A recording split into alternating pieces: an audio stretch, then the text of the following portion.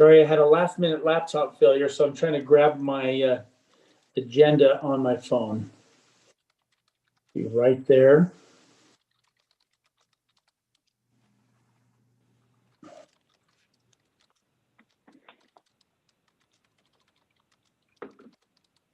Okay, good.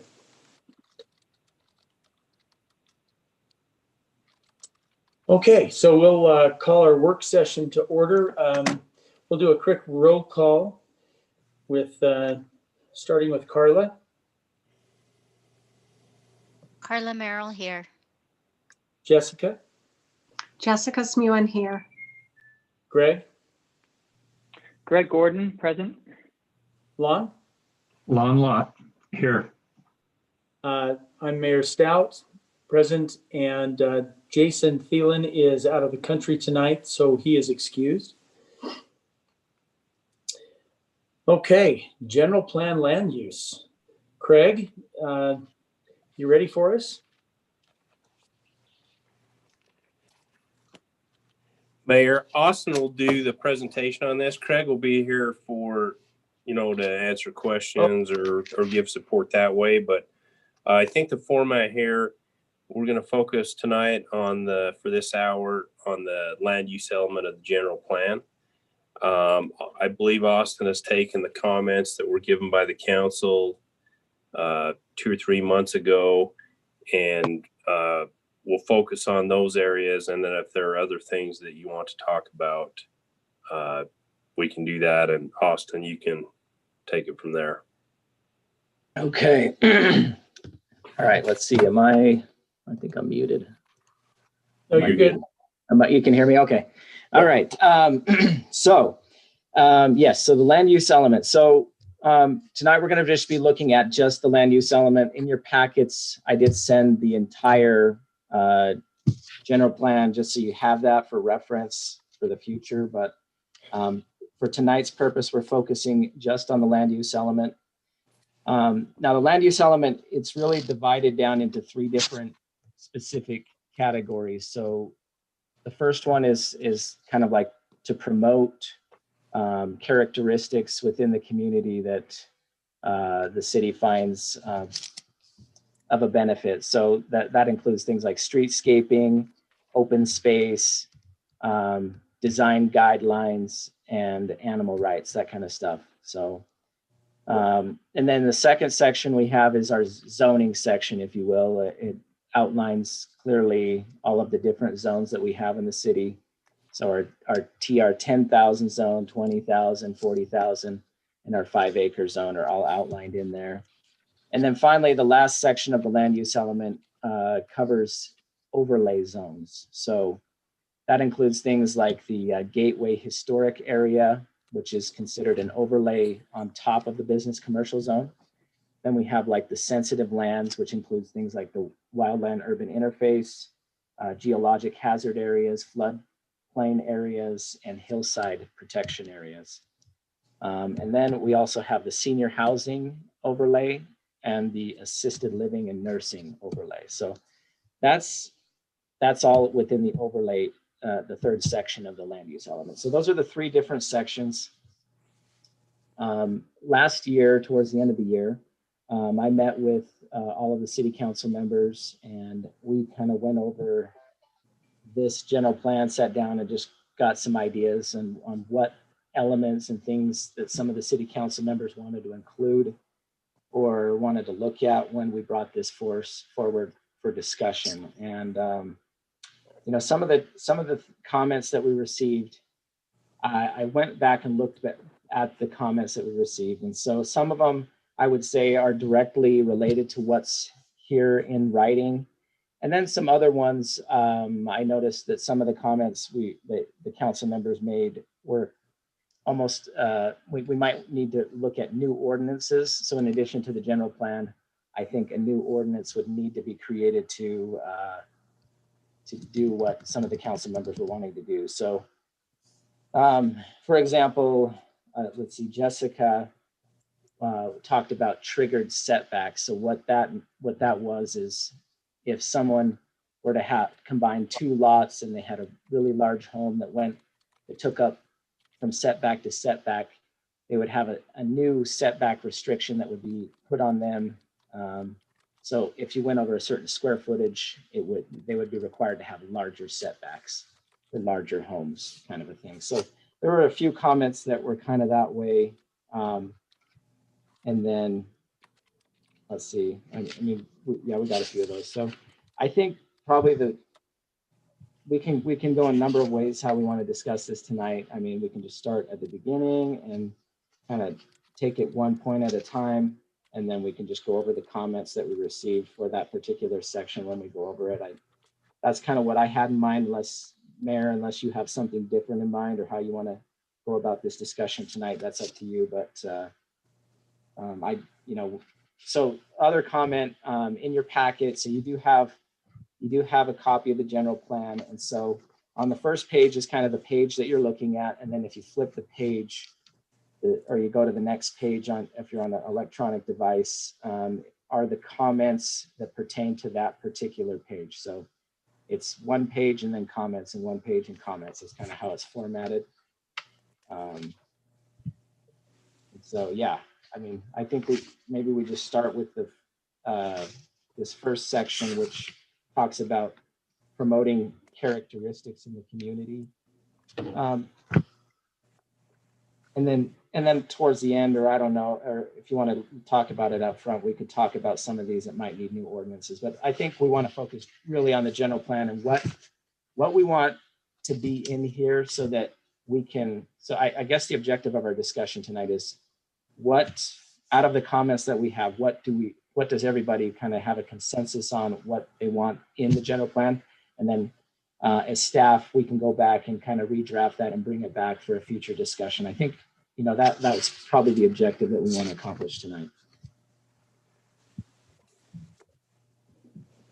Yeah, Austin, why don't you just lead us through as you suggested, and then Okay. as we keep track of our questions and thoughts throughout the process and kind of pause at the appropriate time to cover that topic. Okay, so let's just, we'll just start here on the cover sheet. It's just Alpine City General Plan Draft 2020. So if you go to just the front page here, there were a couple comments on that. Let's see, and I don't know, this one in the packet's formatted differently. Let me see. Let's scroll down here. Sorry. The way it worked in the packet, it came on the side, on the right margin there. Oh, is that where it was? Okay, I'm just trying to find the So comments. pull your margin open on the right, and the notes showed up on the right. Oh, here we go. Okay. No, take that arrow that's on the right by your icons. One over here. Yeah, try that. To click that or get it open.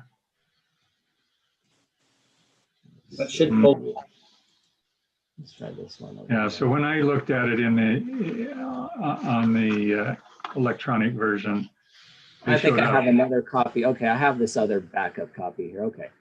So the first page here. So when I first sat down, I just started I put these notes in as kind of how I received them when I was going over the document with the council members. So that's just how it's ordered. It's not necessarily in a specific order, just kind of how I received the comments as we look at the pages. So, so on this first page here, just as I already kind of covered a little bit, Jessica Smewen, Councilman Smewen talked about the idea of triggered setbacks. And so basically the idea would be, we've had these large homes, monster homes that have come, they're big, sometimes they fit on 2-3 lots, and they're building from setback to setback. And so it just seems like you're building a bigger house, you should probably have a bigger setback requirement. And so the idea was that if you reached over a certain square footage, let's just say it was 10,000 square feet,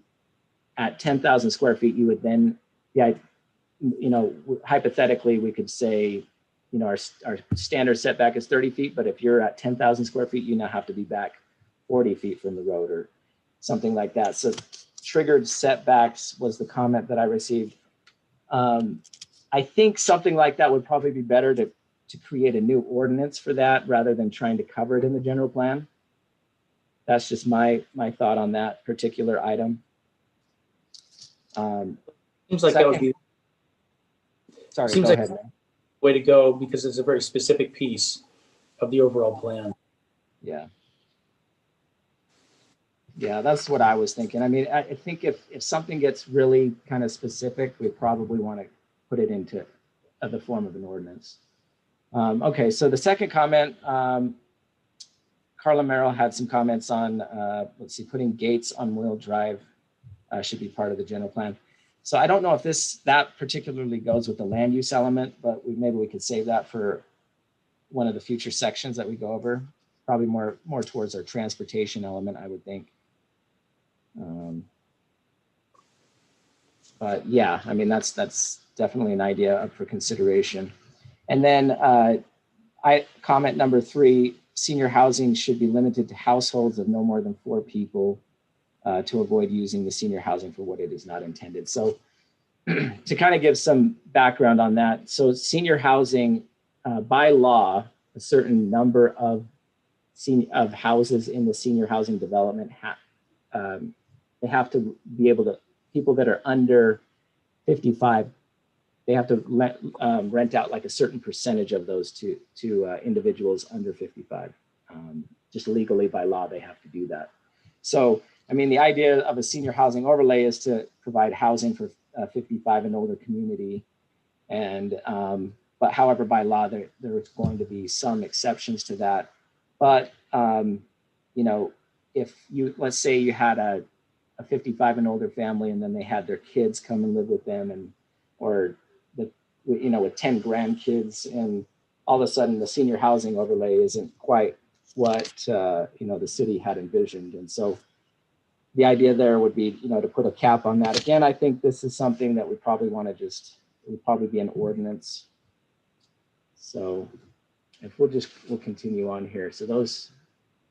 And feel free to stop me at any time if you want to have more comments or want something to say. Okay, so the table of contents here. Councilman Lott just made a comment that he would like to add a section regarding the city's stance on dark skies, including a goal for night lighting. So this was, as we were beginning that discussion, I know we've kind of made some progress on that recently. So we did adopt an ordinance for sports court lighting. Dark sky lighting is a big commitment. If we wanted to do that as a city, I mean, Park City does it, Springdale does it, but it's a very encompassing thing and would require big change. So there's a difference. Sorry, go ahead. No, I'm sorry, Austin. I keep interrupting you. Go ahead and finish your thought, then I'll give you my thought. Okay, yeah, I was just going to say, so dark sky really is, there's 2 different things. So dark sky would be impacting every single light inside the city, whereas we could just create a light ordinance that tackles the specific issues that we really want to get after. And so dark sky would be a big change. It's really for some of these communities that are that want to promote the outdoors, that are kind of more rural. I think Alpine's, we're pretty far along, and it would be a difficult change to make that. But so anyways, that's an idea. If we did want to commit to that, it would be an extensive change. I don't want to speak for everyone, but my feeling and my personal feeling and my sense is that the majority of the council has wanted to address that and have a more developed plan for lighting. I think that's probably one that's worth really diving into and spending some time on to discuss that difference that you're trying to point out between the dark sky and then just simple ordinances to address specific issues. Because I think that one of the things that people have expressed to me, at least repeatedly, is that they do want that very rural feel, even though we're not necessarily a rural community anymore, to try to preserve some of that rural feel. And dark skies is a big part of that. And feel free to jump in, anybody else, if you disagree or agree with that. Yeah, I agree, Mayor. And I think the next comment down on there was Jason's, and it was right in line with that. I mean, I don't know that it's necessarily the dark skies as it's, as it's used, but night lighting at night, right? And maybe if it's an area of focus, maybe it does need a spot or a mention at a minimum in the general plan. And it doesn't need to go to the extent perhaps of dark skies, but it sounds like that may be what we may want to consider is adding at least something around that. And then of course there'd be, perhaps a set of ordinances to, elaborate. Something to the effect of that we promote lighting, restricted lighting, or something to the effect of what Austin you're saying is it's difficult to start right now with a dark sky thing, but we do need to start somewhere, and we promote decreased night lighting or something like that. Yeah, exactly. Yeah.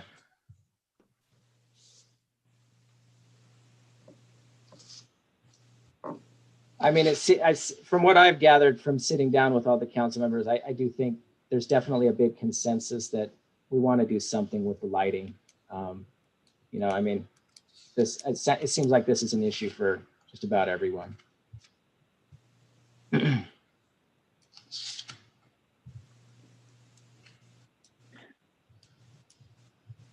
Well, and I noticed in that on the next page there, Austin, Jason, he mentions the hillside areas in particular. So maybe that's a kind of a one specific point to address potentially.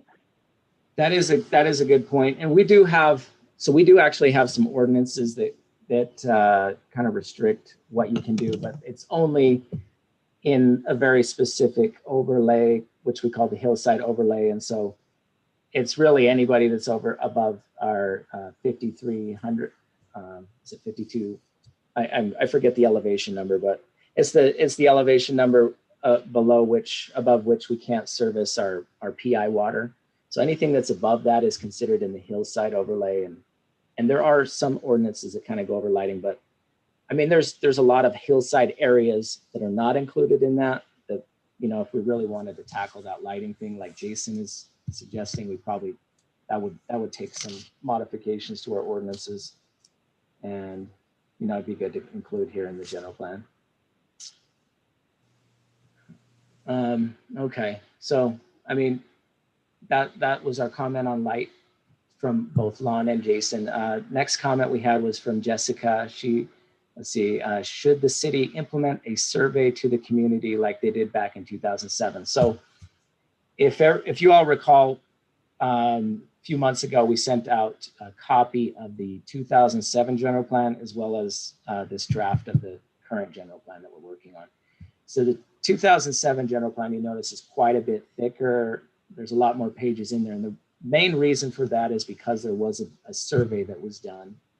And the city sent out a citywide survey, and that was included as part of the general plan. And so a lot of the basis for the previous general plan was that what the objectives that they were getting after, they had reached those after looking and receiving feedback from the community. So I guess Jessica was just wondering, is this something that we want to do again in the future? Do we want to do a community survey? Was that beneficial to the general plan back then? Is that something we should include in the general plan for 2021?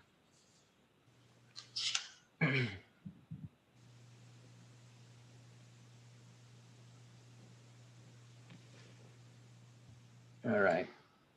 And so, okay, so next comment we received was from Greg, and he talked about how we could preserve the agricultural areas in town. So providing access to open space and also providing access to open space for the public. So his idea was, we kind of drive around right now and you see there's a barn here and there's some horses over there. But is there a way that we could better encourage those things or preserve those?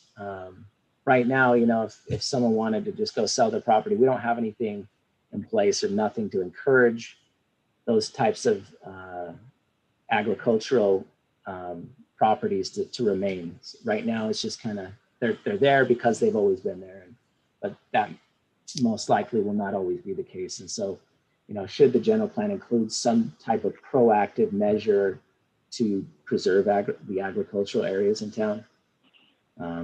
I think that's definitely a valid conversation for the general plan. And then let's see, Greg's next comment was on creating an art committee. So we do, right now we have our trails committee, which is really kind of our only committee that we currently have. In the past, I know that there have been other committees and they've come and gone over time. And so, you know, I use the general plan. I mean, I don't know if we want to put something like that. Are there certain aspects in the community? Yeah, if I can just add there, Austin, I think it was kind of in reference there to policy 1.2, right? That creates a sense of community and opportunities to congregate and so on. So, you know, the thought was an arts committee could help support some of those opportunities, but maybe other types of committees as well, you know, historical or, obviously trails and, maybe one or two other different types.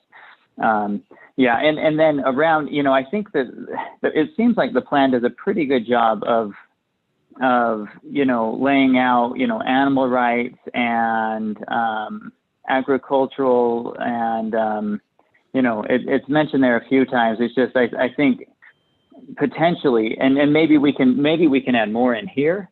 Or maybe we're just sort of lacking ordinances or, you know, a vision for how to support that, right? To kind of from plan to implementation. So anyway, that was just kind of the thought there is that, you know, I think everyone wants this. It's in the plan. It's just, how do we make that a reality so it doesn't all entirely disappear over time? Yeah, right now we're working on that animal ordinance a little bit because of the way the ordinance is written right now limits even a larger property to only 5 large animals.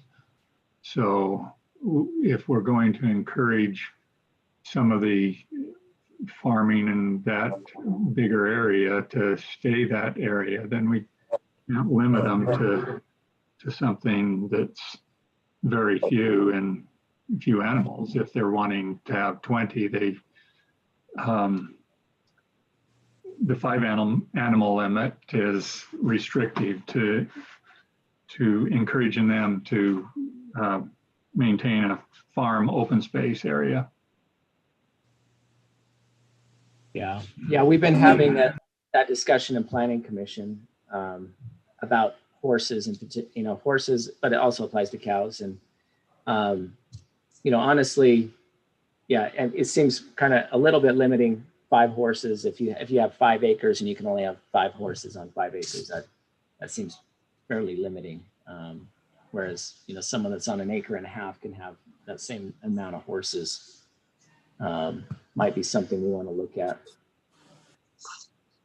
And if we're talking about encouraging agriculture, could current agriculture plots be identified and have some kind of lower utility fees, some kind of cost offsets in that regard, so that, again, if we're looking at encouraging it, what can we do to financially encourage it too? I think some of those areas are already considered green belt. They haven't taken themselves into a tax bracket that is what you're saying, Jessica. If they're green belt, then their property taxes are low already. If they're in a developed or more of a developed lot area, then their taxes would be considerably higher. Yeah, so we don't have a lot of those left. We probably have Burgess, and I mean, I don't know of it. It's really our last big one. you know. Mayor, if I could just jump in here on that, they do for those agricultural properties that have irrigation shares, they get a reduced rate, quite reduced rate on their pressure irrigation bill. And that's really the only utility that most of those have.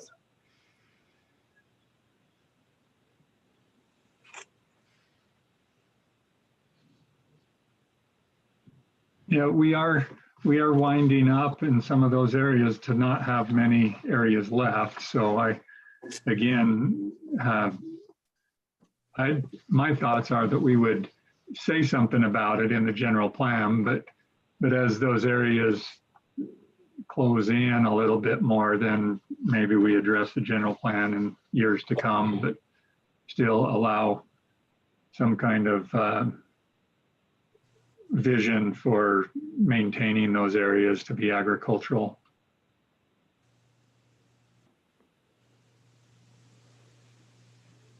Well, it's definitely something that is, I think, an asset to Alpine, that we still have some of that.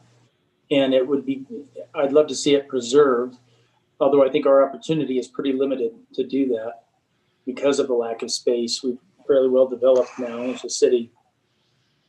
That said, if there were any, if we do have that policy in place or that goal in place, at least it could be one of the things that would be considered under any potential future annexations.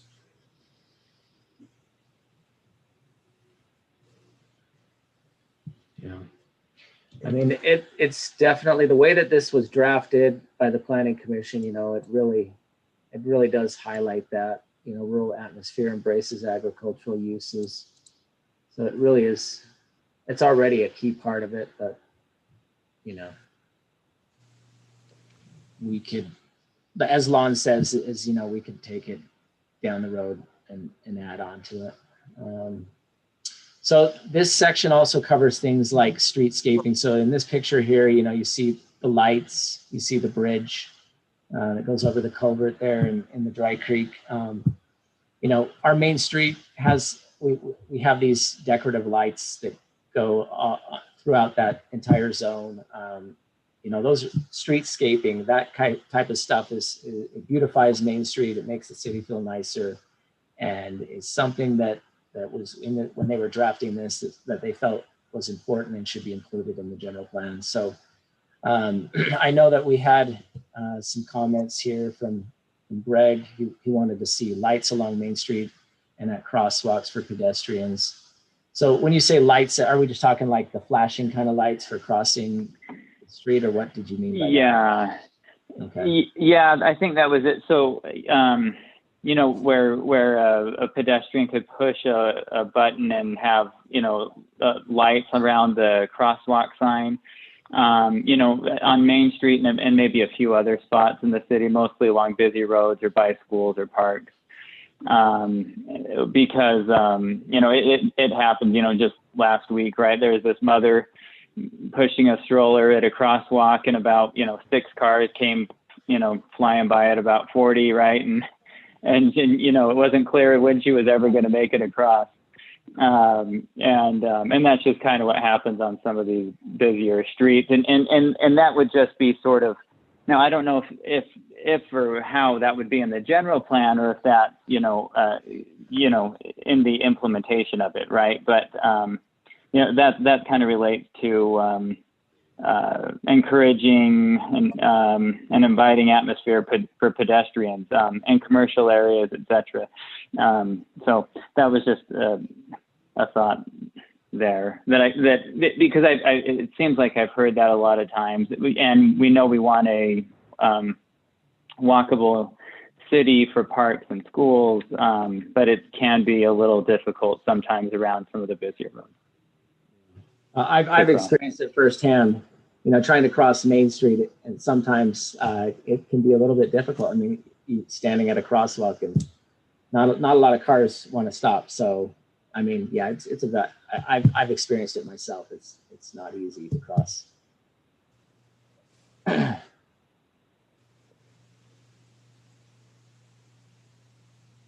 Okay, well, so let's see, moving on. Lon had a comment about access to trails and mountainous and open space areas. And then blocking gondolas and ski lifts. So there's been a lot of talk about kind of that mineral basin up in American Fork Canyon and how Snowbird has wanted to kind of access that area. And then I know that in the past, there's also been some speculation looking into, that there could potentially be some kind of access to Little Cottonwood or to, some type of ski area up in that area through Alpine. There's a potential for that. Is that something that, Craig, maybe you want to chime in on this from a legal perspective. Is this something that we put in our general plan if we wanted to block any potential connections like that to a ski area? Or what's the best way to protect the city? Can I chime in there? I don't think there's any plans to go through Alpine, period. It doesn't make sense as far as the property swaps that they would have to do, the lands that they own. I could see a possibility maybe going through American Fork Canyon to Mary Ellen Gulch and into Mineral Basin, but I cannot think of any business purpose because they would have to go through all of that Forest Service and BLM land in order to get it. They don't own the property there, but they do own the property in Mary Ellen Gulch, but they don't own the property above us. That's all Forest Service land. And My they would only, have to. yeah, I understand that, Carla, as well. My only thought, and the only reason I brought it up was as we've been working on roads into the city and out of the city, or our road master plan, our transportation master plan. If we seem to have been caught off guard a little bit by things that we've recently gone through as far as inroads and outroads. And I was just thinking ahead and thinking if we could in some way word something that this is the end of the road type thing. I don't know. I really don't know how we could approach something like that, or if we would even need to, but that was my thought. No, I think that's great forward thinking, but looking at it from a business perspective or, any perspective in putting a road through and having access, I think the only reason they were even entertaining the idea of going through American Fork Canyon is the infrastructure is already kind of set there. But the more I've talked to Snowbird, they've kind of abandoned it for a while, mainly because of the avalanche dangers through that canyon going to it. So it doesn't really alleviate the issues that they have for blockages when they're having to close the road for avalanches in Little Cottonwood Canyon. Do you know what I mean? There's no roads, right, going from Alpine to back there, and it would be even more hazardous. And I just don't think they even have the money to do that right now. If you want to put it in, that's fine. But who knows? Down the line, maybe something like that. But I just can't even. But I think to your overall point, Lon, I think this has been expressed in past surveys that we enjoy the fact that we are a dead end community. We're not a thoroughfare throughway to go anywhere else. And as a general statement, I think that has value. Specifically, access to Snowbird or any other resort. I guess you could look at things 30 years ago didn't seem possible, and they are now, and people figure out a way to do it. I don't know that we'd want to specifically address it, but maybe a holistic statement that we want to be kind of a corner dead end community is valuable. Something to the effect that we value our access to the wilderness by the quiet nature of hiking and horse riding or something like that. You know what I'm saying? Somehow that we just say we have no intent ever to open to motorized vehicle or any kind of other transportation than foot and horse type deal. Yeah. Yeah. Yeah, and I think, and this will probably come up in later sections of the general plan, right? The importance of our public access to trails, open space, mountains, and so on. And clearly, you know, we don't have control over the forest land. But there is sort of that element where we border it, right? And we do have that one canyon, and you know, I don't know if there's any way to just sort of put it, you know, that you know, that it's not intended to be a major ingress through the city to the forest, right? We saw, you know, some of the pictures, right, of already there's times where that parking lot is overfull and they're spilling down the road and there's litter all over and so on. You know, but I don't know how we could kind of phrase it in a way that you know, strikes a good balance there between, you know, access and being a good neighbor, but not becoming you know, a sort of major public connection. I don't know if there's a way to do it, but.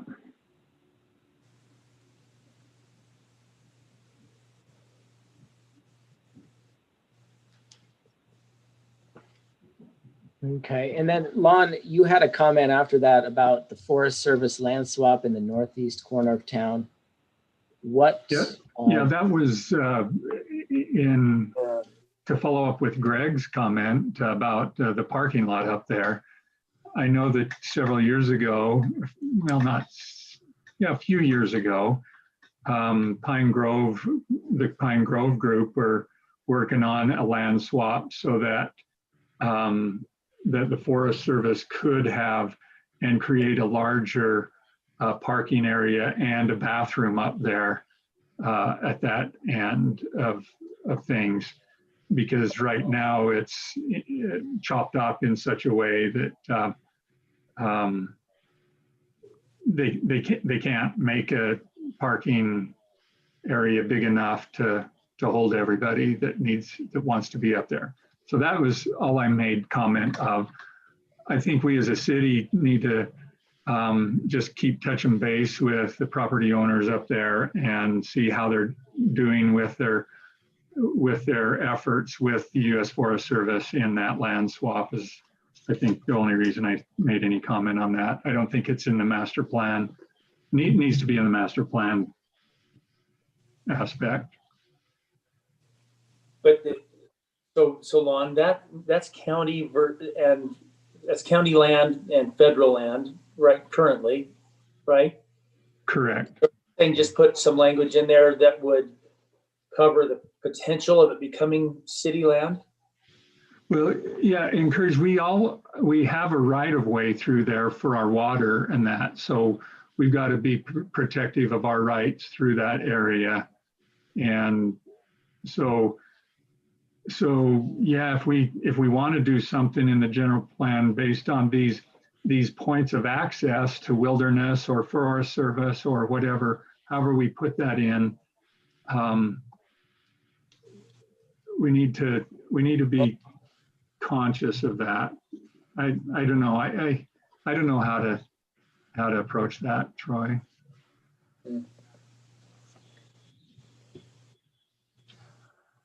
No, but I think with where you're going with it, I think that's part of this. You know, it's funny. I was having a conversation with somebody about an idea that they had for a development in Alpine, and the particular individual has only lived here about a month or two, and he started making comments about, you know, potential of hillside developments, things like that, and I kind of tried to clue him in on what not only the surveys have proven out in the past, but what almost every political candidate has run on for the past, as long as I can remember, and that is protecting our hillsides and our access to the mountainsides, things like that. So it's very well documented in Alpine that that's a high priority to the community.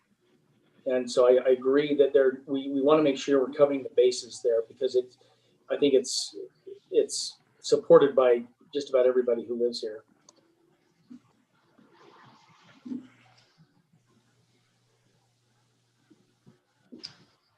Okay, all right. Well, let's move on to the next section. So this next section really goes over the zoning area. It outlines all of our different zones. The comments that I received from the council were actually almost all the same. I got a comment from Jessica, Jason, and let's see, Carla.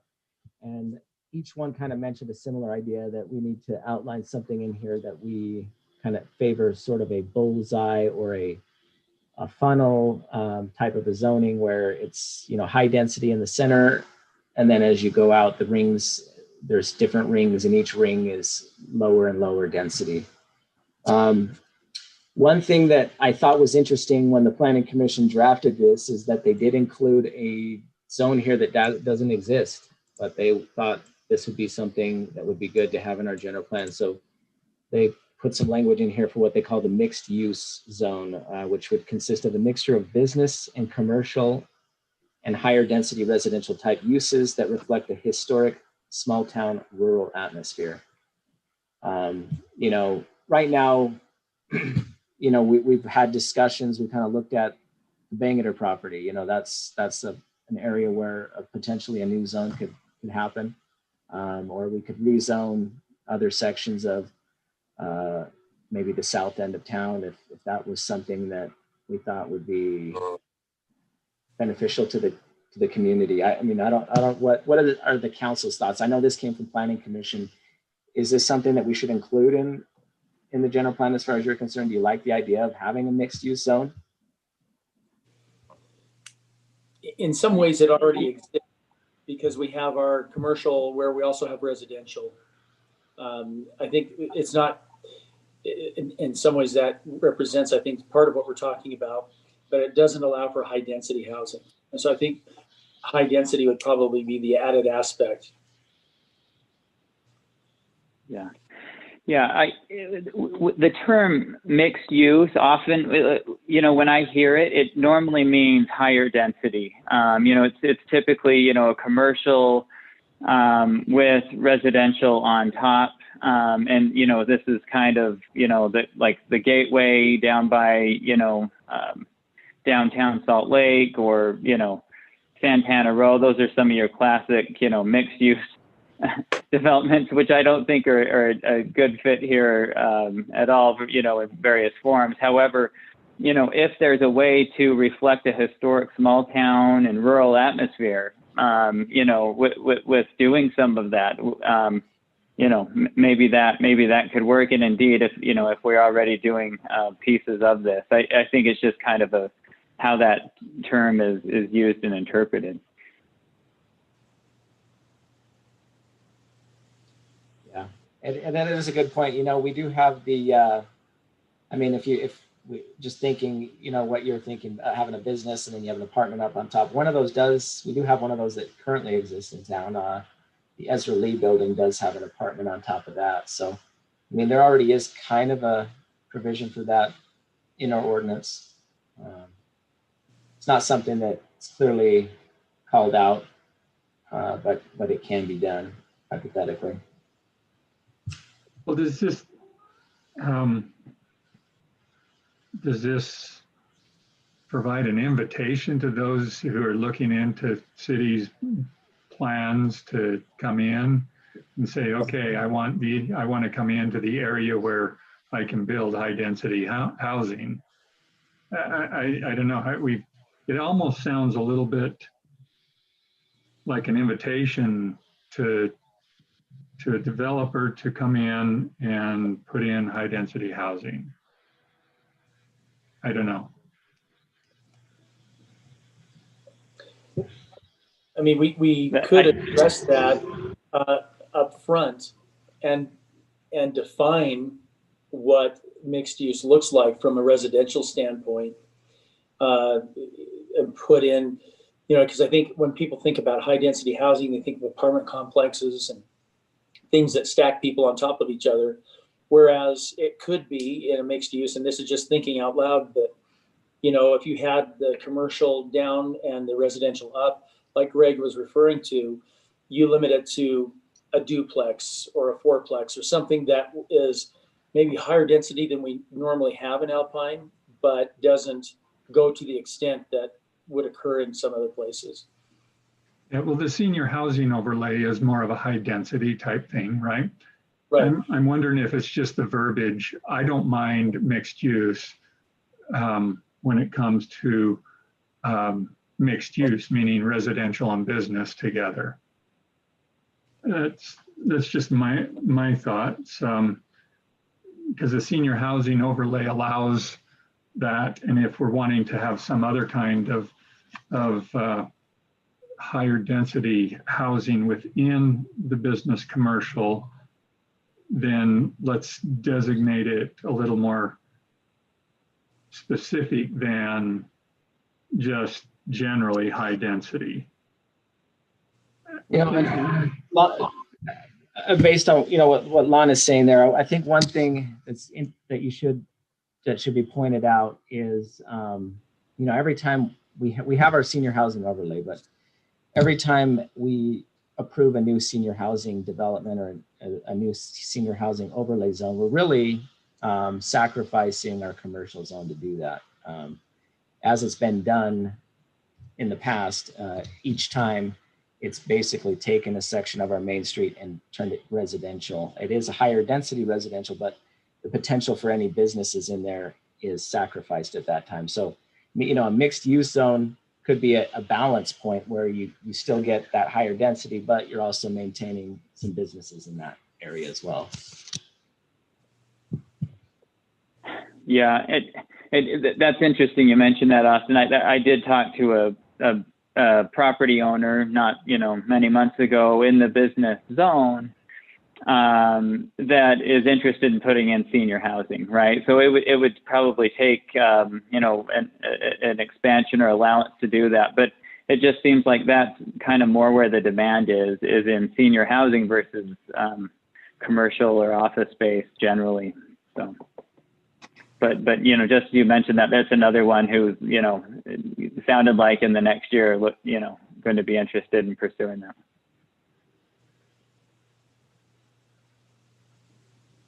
Yeah, there definitely seems to be high demand for something like that. So it's trended that way over the years. Okay, well, I mean, that's really the zoning section 2. Section 3. We have just a little bit more time left here in the work session, so we'll skip ahead to that. Section 3 really goes over our overlay zones. And so, you know, again, we have our gateway, we have our sensitive lands, and we have our senior housing. Those are some of the overlays that we currently have. You know, some of these overlays, really the purpose is to really, we have our zones, but those are kind of broad strokes. It gives a broad picture of what that zone is. And then I think the overlay really kind of can zero in on a specific thing that we want on a piece of property. So, you know, for example, in the Gateway Historic, that's where we have our design guidelines that apply to the buildings in there, and it can really dictates what can be built and what that will look like. You know, in our sensitive lands, that's a big issue because we're surrounded on 3 sides really by mountains. And so, you know, we have forest land, we have wild land on all sides, and, you know, potential that comes with that is risk for lots of different hazards. You know, the mountainsides are beautiful, but they also have their hazards, and, you know, the potential are always for a wildfire or something like that's always there. You know, our overlay zones, you know, one of the comments that we also received here was Carla Merrill mentioned that we have the moderate income housing that we've been trying to meet over these past couple of years, and we're going to have it, you know, again at the end of this year, we're going to have to report on our progress on that. And one of her ideas was, you know, do we create a moderate income housing overlay? Would there be a possibility of creating an overlay to allow townhomes or something like that? Is that something, you know, maybe that's something that we should consider when, you know, as an additional overlay that could help benefit the city and maybe help us with our moderate income housing.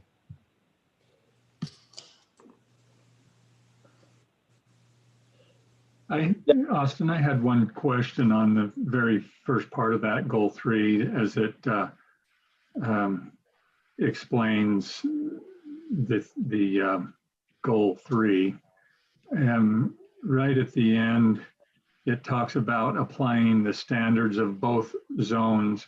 What's the intent of this beginning statement? Because it looks like there's 6 zones in here. Personally, I had a hard time understanding what that was telling me. Well, yeah, I mean, I guess it's saying if you're in the CR 40,000 zone and you're also in the wildland urban interface, both of those restrictions would be upon your property. Or if you're in the zone, you're also in the gateway historic zone. And so that's okay. I think that's what it means. The zone itself and then the overlay zone are the 2 zones. Yeah, those would be that's what it refers to. Mm-hmm. Okay, I'm good with that. Hey, Austin, I had one comment above here, and it doesn't actually apply to goal 3. I think it more belongs in goal 1, but goal 3 mentions, protecting hillsides and scenic views and so on. But I thought that may be a good sort of, point to include in goal 1 as a policy, is a desire and intent to protect views in general of particularly of mountains, right? Since that's one of the things that I think people most enjoy about the community, but then it's always difficult when someone moves in and builds up and higher and kind of knocks out your view in some way or another. So. Yeah, I think we could easily add another policy that just says the city promotes maintaining viewscapes through large setbacks and other lower height regulation of homes and accessory structures to preserve views of the mountainside. That that's something that we could easily put in there.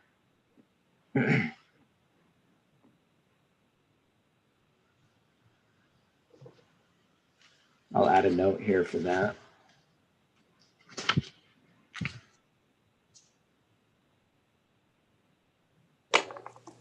And Austin, on the copy that I have online on page 11, it goes over just street improvement plans as part of the general plan. Do you have that? Are you talking about the land use map?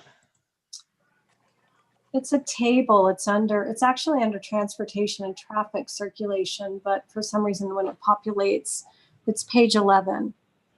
Page 11. Okay.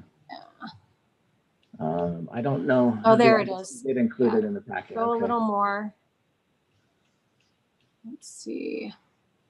Page 11. This page right here. Yeah, since the judge ruled that the drive from Moyle to Lambert to Box Elder is emergency access only, should that $345,000 be removed from that?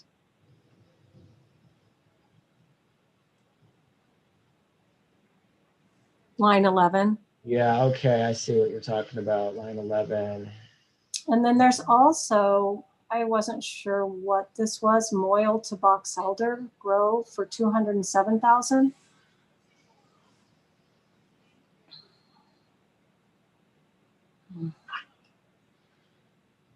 Yeah, I think this table came right out of our transportation master plan, which is several years old. So these costs would need to be updated. And this is something we'll need to go through when we get to that element and start working on it. Okay.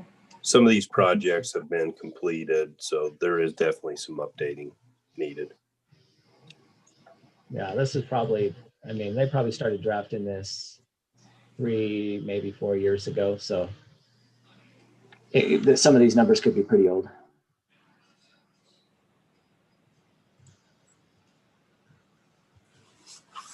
And then the next page is the moderate income housing section. Yeah.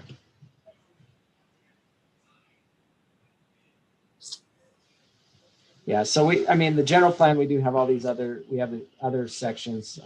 Tonight, we just really wanted to zero in on the land use element.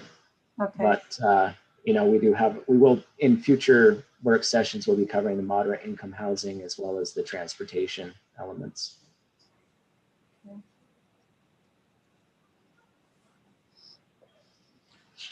One other thing with the land use aspect there, Austin, is several places we do have the Gateway Historic District design guidelines. I know last council meeting we talked, Craig mentioned that it would probably be good to get together with the Planning Commission and have a training session or a discussion and determine this historic gateway design guidelines situation, get that more solidified and make sure that that is what we all want, and then make sure it's what we all want before we get it in too many sections of this this document, if it goes in as an ordinance or if it goes in as a guideline. So that's my thought on, before we print that, we ought to get together, like Craig said. Yeah. Yeah, maybe we need to include that at the same time as we're going through the general plan. Maybe we should also be looking at those design guidelines, because the general plan does refer to those design guidelines in several spots, and obviously there's a disconnect on, you know, what are the design guidelines and what are their objectives, and, you know, I think make sure that everyone in the city's on the same page. We definitely kind of need to work. There's some work to be done.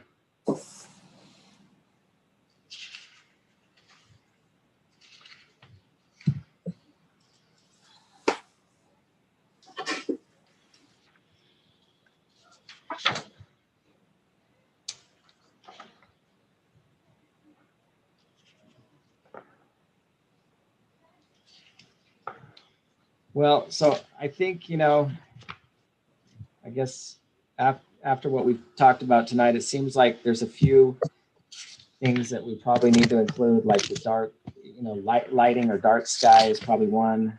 I guess the other one is the hillsides and the views. That seems to be consensus from what I've gathered tonight. And then, so maybe we'll kind of go back and tweak this a little bit and try and implement some of these comments into the actual language here. Come back and we can have that for our future discussion, and maybe we can look at the design guidelines as well at that stage. This is probably a good section of the general plan to look at the design guidelines if that's what we want to do.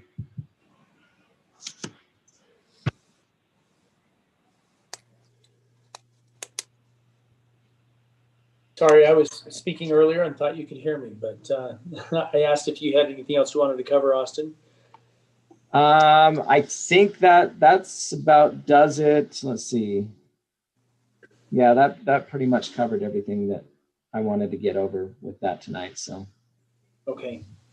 Thank you very much. Good discussion. Let's move on with the rest of our meeting. We don't need to do a roll call. We've already done that. And just as a notation, we will be starting our meetings from now on at 6 o'clock, correct? That was the ordinance that we had. Correct, yes. Requiring a majority vote. And we'll talk about that maybe a little bit later in our meeting to extend the meeting beyond 9 o'clock if needed. Mayor, just want to mention, Austin, reserve the Zoom thing till midnight tonight, just for your information. Thanks for the input, Craig. Appreciate it. Austin and I have already talked about it. We've talked about it. All right. Carla, you've been asked to give the prayer, the opening prayer.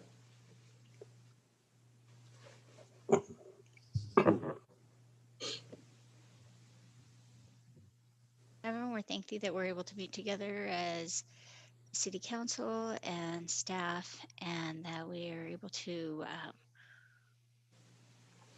work on the things in the agenda, that we might be able to work together, try to come up with the best decisions to help the city. We pray that we will be able to do it in a friendly and congenial manner. And we say these things in Jesus Christ, amen.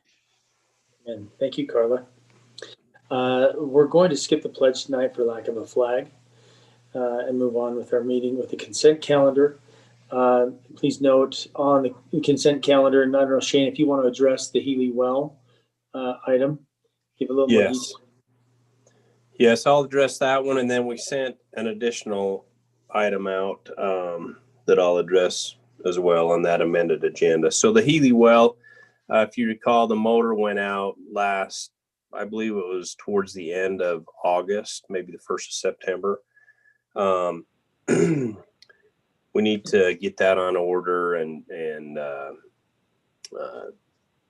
get that well in a situation where it can be used this spring, because from the looks of things, we're definitely going to need it. So we had Nickerson price 2 different motors. They both had the same warranty. It's a 2-year warranty. The GE motor was cheaper than the US motor, so that's the one that we're recommending going with. We're also looking at adding, and it's not in this information tonight, but just by way of information, some additional equipment within that well to monitor power and try to figure out what is going on there that's causing us problems. So we'll be bringing that back later. The second item, one of the Pierce family is going to be building a house on an existing lot of record towards the east end of Watkins Lane. Austin, do you have that? I just sent you an email. Oh, okay, Here. 1 second. Let me just grab It's a that. map. So they have to extend the water line in Watkins Lane just a little, like 120 feet, to be able to serve this particular parcel. Some of our maps actually showed this connecting between the line that runs north and south through the Bridle Up Pope property. But upon further investigation, it does not connect. It would be a beneficial loop through there. And so while that contractor was there, we're proposed extending the part that Pierce's would be paying for. We're proposing to make the connection.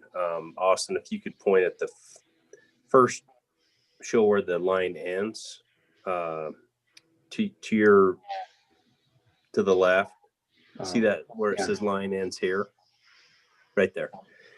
Okay, they'll extend it from there to that funny looking circle with the 2 lines coming off of it. That will be a fire hydrant. And then they'll serve the property that way. And then it's about roughly 300 more feet from there to connect to this existing 10-inch line. We asked the contractor for a price on that. It's $25,000 and some change. We feel like with him already being there, it would be beneficial to do that at this time. 23 and some change, if the council is willing. And that would happen immediately. They're actually working on the extension for the Pierces. They started out there today. So if there's any questions on those items, might also just explain ordinance 2021-03 Appeal Authority. When we went from a board of adjustments to having a hearing officer, there's several references to board of adjustments that did not get removed. And so this is just kind of a house cleaning type ordinance to take care of those references to the board of adjustments that is no longer there. Shane, this specifies some of the benefit that comes out of the additional $23,000 we'd be spending to establish that loop? What So city? loops improve fire flows for the entire area. So that's one benefit. Another is if there's a problem in a line somewhere, it's kind of like a power system. If there's a two-way feed, you can shut some valves and be able to feed an area, still feed an area while it's being repaired. Those are the main benefits. If there's a high use situation, it can help increase the pressure in the system for everyone in that area as well. Thank you. Lon, did you have something? Yeah, Mayor, I'd like to make a motion that we divide up the consent calendar or remove item G, the Watkins Lane water line, and vote on that separate. And that I approve the consent calendar without that in there, with the corrections to the appeal authority. Well, can we do this? I've got some things on the appeal authority that we need to make some corrections to. So could we remove items B and G from the consent calendar and then approve the consent calendar without those two items? Okay, let me just ask if somebody is listening through two devices, if you could mute one of them, because we're getting some feedback. But Lon, I think what you want to do is make a motion. If I heard you right, you want to make a motion to separate the last item on the consent calendar and vote on the body and then vote on that issue separately, correct? That's correct. Actually, item B, the appeal authority, and item G, the Watkins Lane, remove those two. Okay, so I think that's one motion that we need to vote on, and then we can vote on passing either or both of those. So is that okay? Yeah. Okay. Is there a second to that motion? I'll second. Okay, we got a motion by Lon, seconded by Greg, to remove B and G from the consent calendar and vote on those items on a separate vote, on a separate motion. All in favor? Wait, Aye. I was just curious why Lon wanted item G removed. Because I have a conflict of interest in that, and I need to explain that when we vote on that, Okay. or when that goes to vote. Okay. Okay. I'll do a roll call vote on every vote tonight so we can be clear on who's voting what.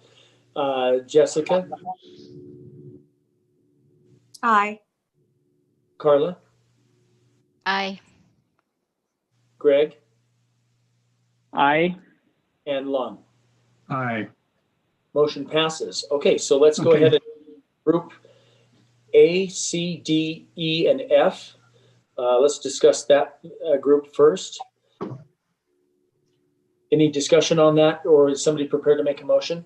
Yeah, so I did make some corrections to the minutes and gave them to Bonnie, and she sent them back out again. So based on the corrections that I made to those minutes, I make a motion to approve those items A, B, C, D, E, and F, or A, C, D, E, and F.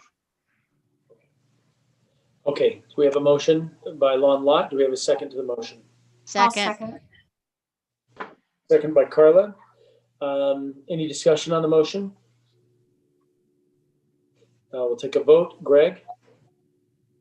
Aye. Carla? Aye. Jessica? Aye. Lon? Aye. Okay, the motion passes for those items on the consent calendar. Now let's discuss items B and G. Okay, Mayor, I'd like to make a motion on item B, the appeal authority, with the following changes on page 3, our line item A, 5A, double I, it still has in their board, in two places that needs to be changed to appeal authority. Item Okay, 5A double I, second to the last line in double I has board that needs to be changed to appeal authority. Mhm. And the last word is board that needs to be changed to appeal authority. see that? As well then line or item 7B double I also has board of adjustments that needs to be changed to appeal authority. Did you get that, Bonnie?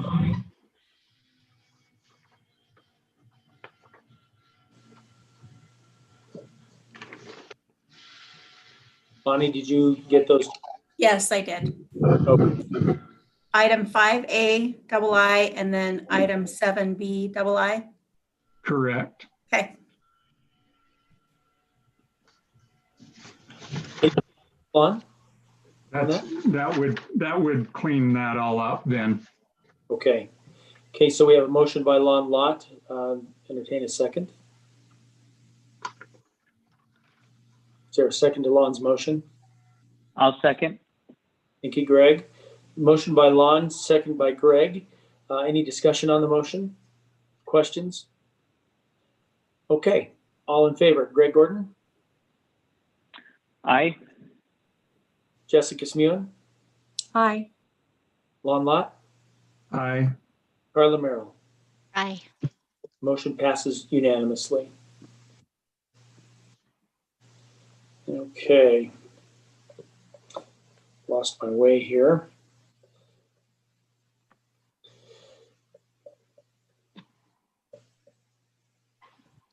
So now item B, if you want me to explain what Yeah. Thanks, Lon. I'm sorry. I was trying to get back on my phone. This is tricky doing it on my phone. item G, the Watkins Lane. Several years ago, I did the landscaping irrigation for the Bridle Up Hope property there. And just the other day, the contractor who is been requested to do the work on that called me and asked me if I would come out and look at the property to let them know where lines were in the property that they would be digging through, and give them a bid to repair the landscaping that they would be digging through. So I didn't realize it'd be on until I saw this agenda item, that it would be something that the city would be involved in.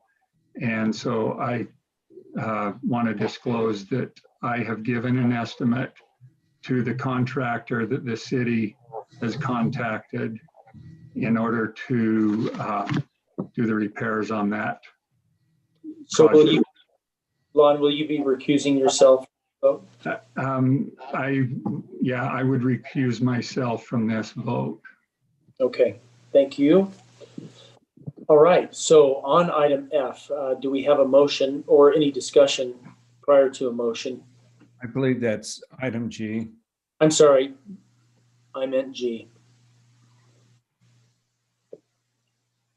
Anybody willing to make a motion? I move to approve item G on the consent calendar as outlined. Okay, thank you, Carla. Do we have a second? I'll second. Okay, so we have a motion by Carla Merrill, second by Jessica Smuin. Any discussion on the motion? All in favor, starting with Jessica, Aye. Jason, sorry, not Jason, Greg, Aye. Carla, Aye. Lon. I recuse myself. That's, thank you. Thank you.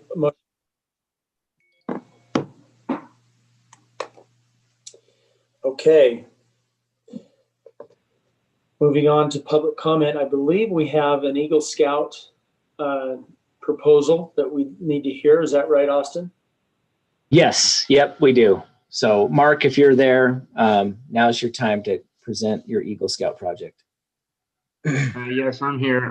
Hello, my name's Mark Steiner, and My Eagle project is I'm going around at Alpine and painting 35 fire hydrants and the curb around them. And it's my plan is to have around 10 to 15 volunteers in each in 3 groups, and it should take around 4 to 6 hours. And we're hoping to do it this Saturday or next Saturday between 2 a.m. excuse me, 10 a.m. and 2 p.m. Okay. Yeah. How are we on temperature to make sure that paint sticks, Shane? That's a good question that we may need to ask the supplier of the paint. I talked to the fire department and they said it would stick. Okay. You good with that? I'm not, who did you talk to? Do you recall, Mark? No, just one of the firemen there.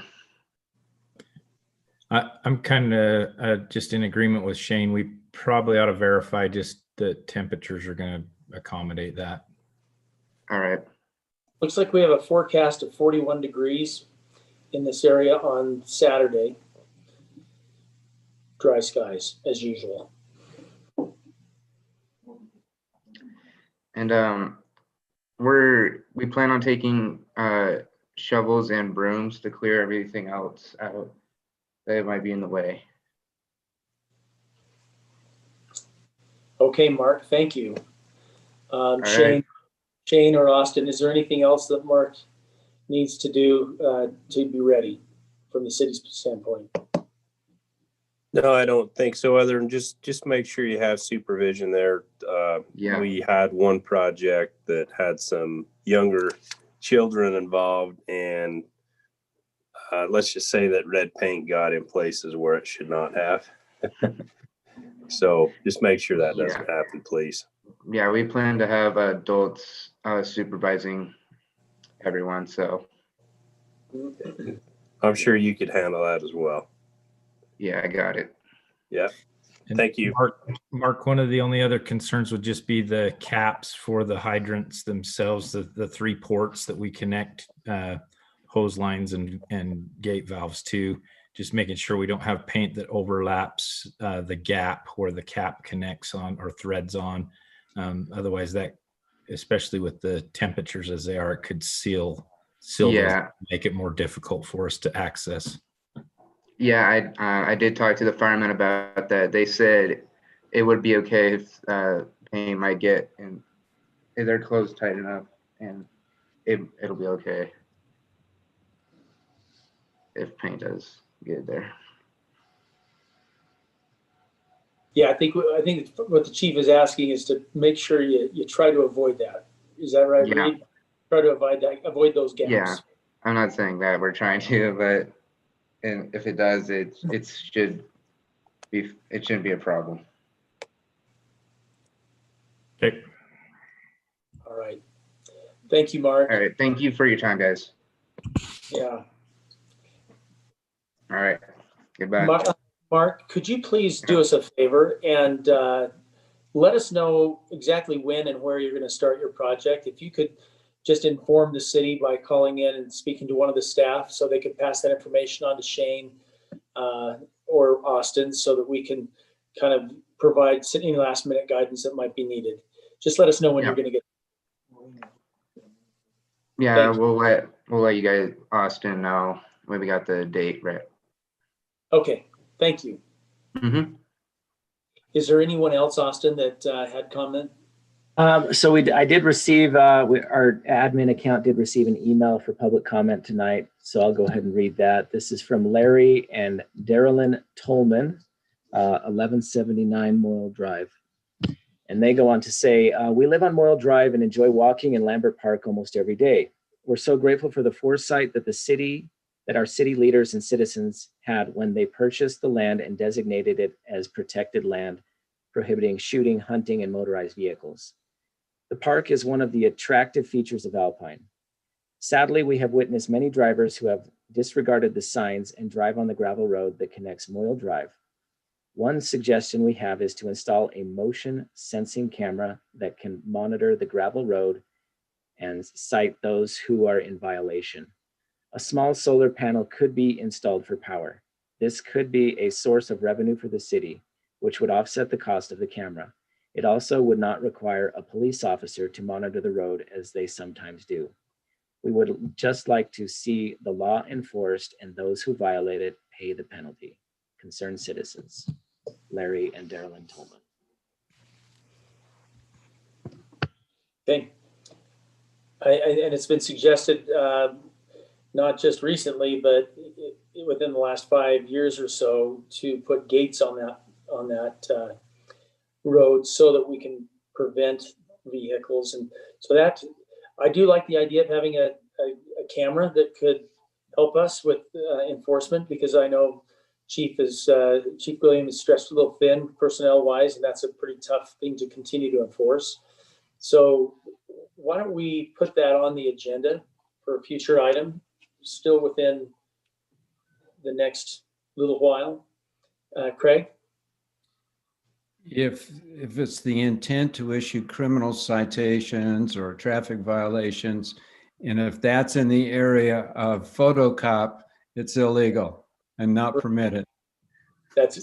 Thank you for that reminder. You're right. That was eliminated a while back. Mayor. Yes, Chief. If I could just jump in real quick, that it also presents a problem is you need to cite the violator and not the registered owner of the vehicle. So if we're taking pictures of license plates, all we're getting is registered owners of the vehicle as opposed to the driver, which in some cases may be one and the same, but that would be difficult to prove in court. So I think it's well intended, but as was pointed out by the attorney, there are issues with that would not allow us to go forward in that manner. So to that point, Craig, does the law state, because I remember when photocop was a thing, and then it was repealed, but is it also unlawful for us to capture the plate and then notify the driver that they were seen breaking a law without citing them or enforcing that law, just to let them know that we saw them? I don't know if that would even accomplish anything, but does the law provide that we cannot use cameras at all in law enforcement? I don't believe so. Photocop was intended to prevent the issue of criminal citations for speeding, stop signs, and that sort of thing. I haven't looked at it since I remember the general repeal of the ability to do photocop. We can take a look at it to make sure, but I don't think the use of a camera just to notify people of violations of a vehicle is improper, but we'll take a look at it. I don't think so. So I've got a question. Are we putting a gate there or no? I favor a gate there. So why isn't there a gate there? I mean, there's one at the end of Three Falls. Why isn't there one there? That would really solve the issue, period, right? Mm-hmm. Yeah. So why is there not an impetus to put one in? Is there a reason not to?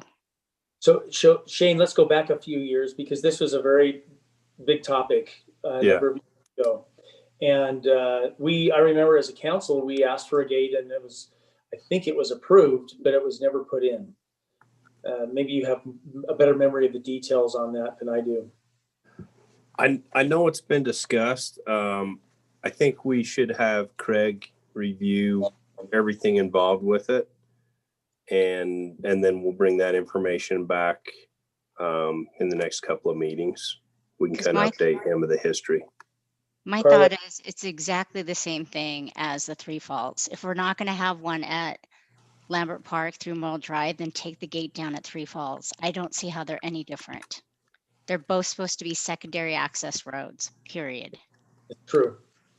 Yeah. Potentially, and we'll have Craig review this, but potentially the difference is there's settlement agreements involved and things like that are not there with Three Falls. But I recall in the judge's ruling, he specifically said that gates could be allowed as per city council's decisions, or it mentions something along having flexibility in that. We'll get that decision to Craig, but I don't think it's talked about gates. It talked about not paving. It said that the city did not have to pave it. Yeah. But we'll get that decision and we'll share it out with the city council also. Could we, Craig and Shane, could we please make that a priority? Because Yeah. I guess I'm getting a little impatient with the fact that it's impossible for us to continue to enforce it. I mean, we don't have the manpower to do it, but we have continued violations. And when we do call people, and I've called in, I know others have called in, and people have been cited and people have been talked to, it just doesn't seem to slow it down at all. And I've gone up there after a snow and seen fresh truck tracks. And granted, some of them could be ours, but I think there's a lot of traffic happening up there. And it's frustrating because I think the fact that we have not been able to enforce it has been taken for granted. Mayor, just a point of caution, I guess, and that is we do have an extended response time into that area as it already exists, whether we were to use the emergency access or to come through the Grove Drive and up through Box Elder, and adding an encumbrance such as a gate is just going to extend our response time. And so I think we need to use some extreme caution when we're talking about that. Right. And But that- again, I'm talking about consistency. Wouldn't that be the same issue with access to Three Falls also? It happened in the fire previously because I saw the fire trucks go up past my house thinking that they can get through, but that gate prevented them from going through. Luckily, the developer was there and they had the water truck and they were on top of it. But I feel like there needs to be consistency. As far as the Three Falls access, we currently can't. I mean, that road's not completed yet, and so the gate that's installed there isn't necessarily what I'd call a fire access gate at this point. But that road is actually going to be paved though, as opposed to Lambert Park, which is just road base. So the access road for Three Falls will be paved. Yeah, and I'm not necessarily a proponent for gates in either scenario, so I'm probably not the one to weigh in on that one. Yeah, let's save that for a topic later, but I would like to treat that as a priority because it's something that I think is a gray area that we're just kind of letting it go as it is right at the moment. But just to finish off there, we had earlier discussions, and I think this is probably 4 years ago or so. We had discussions about what type of gate could be permitted that would not impede fire and rescue. For example, a gate that would have a remote. The remote would be on all trucks and so forth. Those are possibilities that I think we can walk through. And Chief, obviously, your input is going to be huge on that discussion. But I do think it's time to do something about it, about the problem. Okay, Austin, were there any other comments? No, that's all we have. Okay. Okay, let's move on to reports and presentations. Training.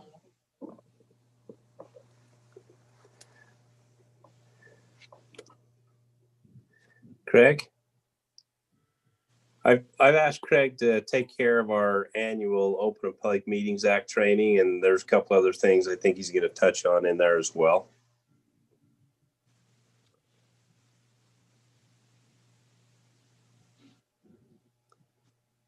You muted yourself again, Craig. Is that better? I'm sorry. I can hear you loud and clear now.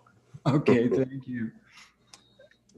Every year, the legislature has dictated that every public body conducts open and public meetings training for their elected officials and members of certain committees. It's actually part of our audit report. And if we don't do it, we actually get a finding in our annual audit. And so tonight, we want to spend a little bit of time, and this is going to be participatory, as you'll see in a minute, about the Open and Public Meetings Act. I thought we'd do a little history visit tonight. And Austin, if you'll go to the next page, we're going to talk about sunshine. And sunshine's important in government. Sunshine can also be related to transparency or openness and the willingness to conduct the business of the city in the public. It's not convenient. It's not easy. Yeah. Sometimes people accuse government of being very slow in making decisions, but it's intended to be that way based on the sunshine laws. Austin, go to the next picture. So what are they? I thought we'd go back a little bit. You can go to the next slide, Austin.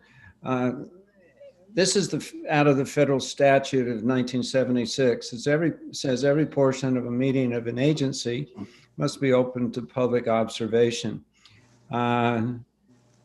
It's interesting in the last 9 months in how we've morphed into these virtual meetings.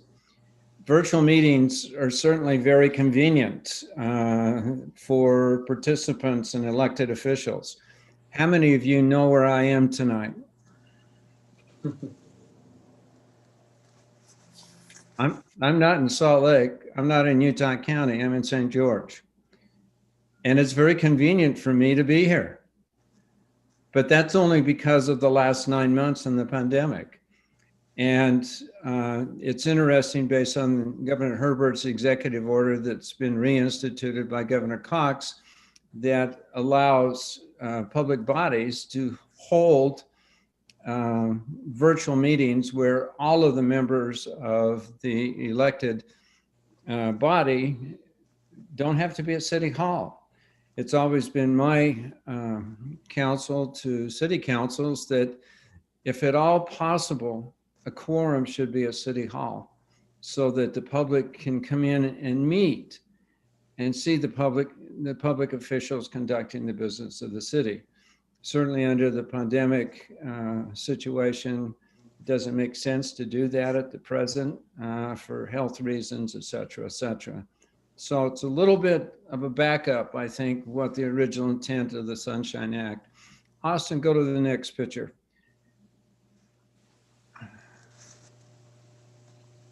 This comes out of the Federalist Papers, which are, 250 years old, something like that, where it says, the people are the only legitimate foundation of power, and it's from them that the constitutional charter is derived. Government is and should be the servant of the people, and it should be fully accountable to them for the actions which it supposedly takes on their behalf. It's interesting as we reflect back on the events of the last 6 or 7 days about people being responsible for their actions. Let's go to the next one. It's a picture that I found very interesting. Go back to President Ford and the people that are surrounding him when they signed the Sunshine Act or the Open and Public Meetings Law. So we're now going to enter the participatory portion of the training tonight. So can I have somebody read question number 1? Austin, if you'll go there. I'll start. 3 members of the 5-person council inadvertently meet at a local restaurant. They sit down together and discuss the upcoming council meeting. Serious discussion occurred between all 3 members regarding a zoning decision to be made in the next meeting. Concerns? Question? Yes. What's your thoughts? It's illegal Why? because it's not on public record and it's 3 council members getting together. And it is a quorum. 3 out of 5. This is a real event that I saw one Sunday morning My wife and I had been camping up on the Skyline Trail, and we went to a religious meeting down in the local community. And 3 council members were standing by the drinking fountain, and they made a decision regarding a zoning decision. There was an upcoming council meeting on their agenda. I thought maybe I ought to stick my nose into their business. I thought otherwise and didn't, but it's not allowed. We cannot make a decision, where it's not been agenda and we're not meeting at the appropriate location under the appropriate circumstances. So, okay, any questions about that? So what do we do about when the mayor invites us all over after COVID to a party at his house the night before a council meeting? What do we do? We talk about our children and nothing else. Lawn, grandchildren, right? Grandchildren, exactly. Grandchildren, and nothing else. And it requires discipline to do that. It requires discipline to do that. Austin, next question. Can I have somebody read it? I'll read. The city recorder received responses to a city road construction project, $1 million. It is within the engineer's estimate and the budget approved by the council. The mayor reaches out to the entire city council on the phone seeking approval to sign the construction contract. Should the mayor sign the contract?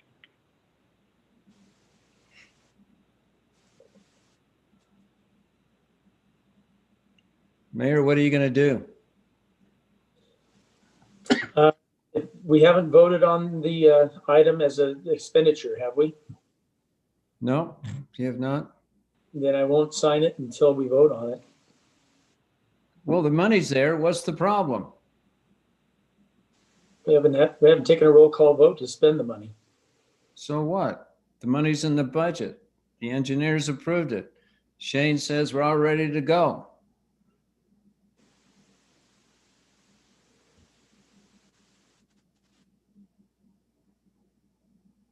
You're right, Mayor. Am I? Oh, good. Absolutely. Smile, please.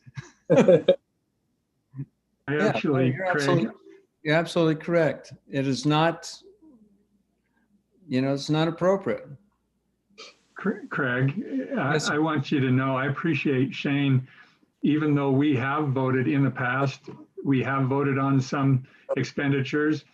He usually always comes back if there is any distance between the time that we voted on it and the time that the money is spent. He'll always come back and remind us and then ask us if that is still okay. I mean, Shane is always errs on the side of caution on all of those expenditures.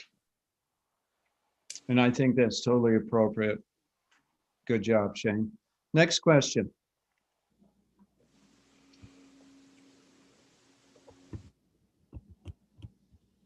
I'll read it. Council member Z cannot attend the next council meeting in person. He will be in some exotic place. Can he attend the meeting in an alternate manner? Easy answer today. Yeah. Let's assume the pandemic and the executive order are not in place. Still can do it because the city has adopted electronic meetings, policies, and procedures. So the answer is obviously yes. So next one, Austin, please.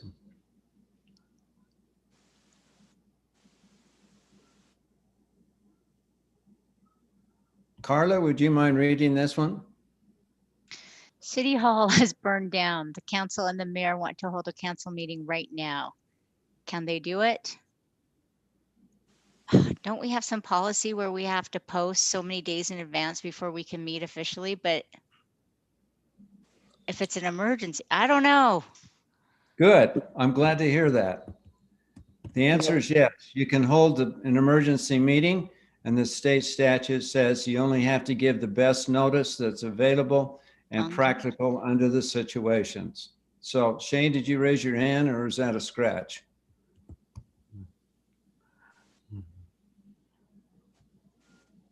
We actually did hold an emergency meeting after the last fire where we closed down Lambert Park to motorized vehicles because it was caused by shooters who had driven up there and hauled their ammunition and their junk to shoot. So it's very possible you have to use the best practical notice available. Council members, if you didn't get notice officially from, say, Shane or Bonnie or the mayor, but you show up at the meeting, you waive any irregularity or any problem in procedure. So the answer is yes, a city council can take emergency action in the appropriate situations. Any questions about that? Okay, next one, Austin. Okay, electronic devices are wonderful tools, as we all know tonight. During a council meeting, the following occurred. Austin, move forward one. A citizen in the audience doesn't want to speak publicly about an issue because his neighbors are in the audience. However, he sends a text message to a council member, to council member A with his concerns. Jessica, can I pick on you? Is that an issue?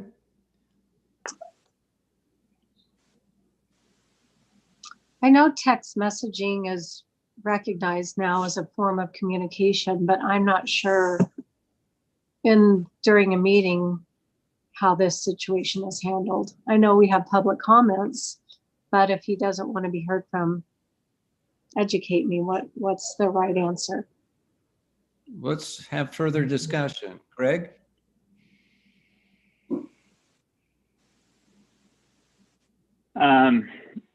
You know, my sense is we can't control or limit the public's speech and outreach to government and representatives. I guess the question is, I guess that, it can be read or not, and but it wasn't submitted as a public comment, so I'm not sure it needs to be read. Not sure if that's correct. Did you even consider it in your deliberations?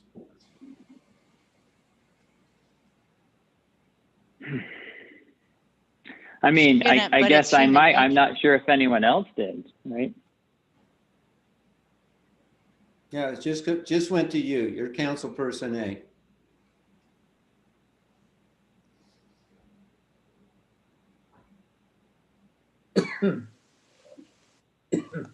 What should you do? We're talking about open and public meetings. Greg, would it be appropriate to have a council member who received such a text read the text aloud with or without the name? Is that something that could be done so that it's out there in front of everybody? Mayor, let me ask you this question. What weight do you give anonymous texts or phone calls or messages? None. You would know who that individual was, but the other 4 members or 5 members of the council would not. Yeah. Okay, Austin, let's go to the next issue because there's a variation on a theme here. Okay, Carla, council member X, sends an email to council member Z, which happens to be Greg, or Lon in this case, expressing extreme disappointment in the position that Carla has taken. This all occurred during council meeting. Do we conduct the business of the city by text or in openness? Lon, what's your feelings?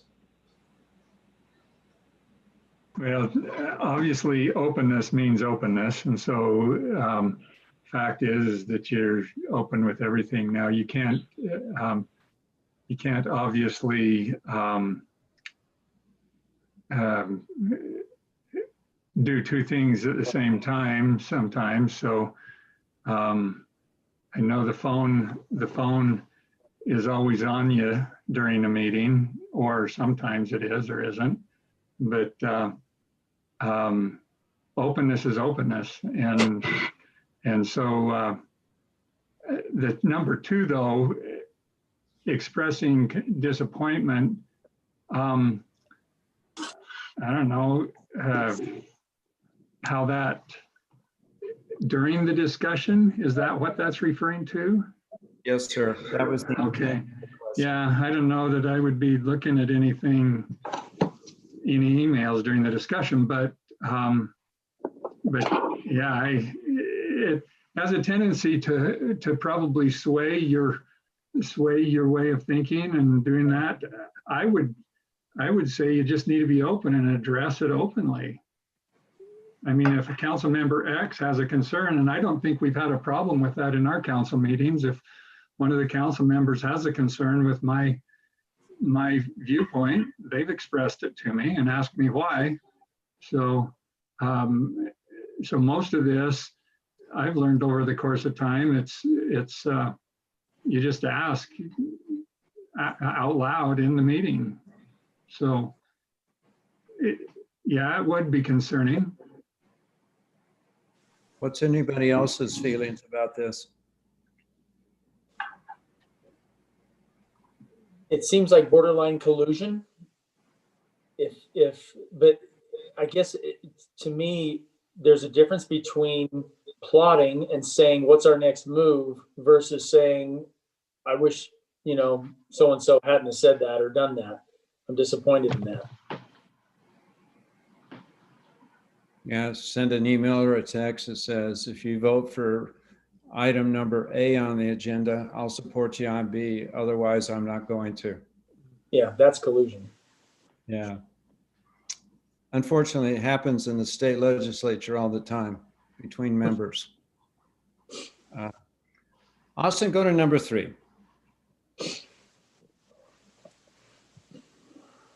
Over 400 emails have been sent only to a single council member regarding an issue. Are these emails public? Yes. Is there an opposing view?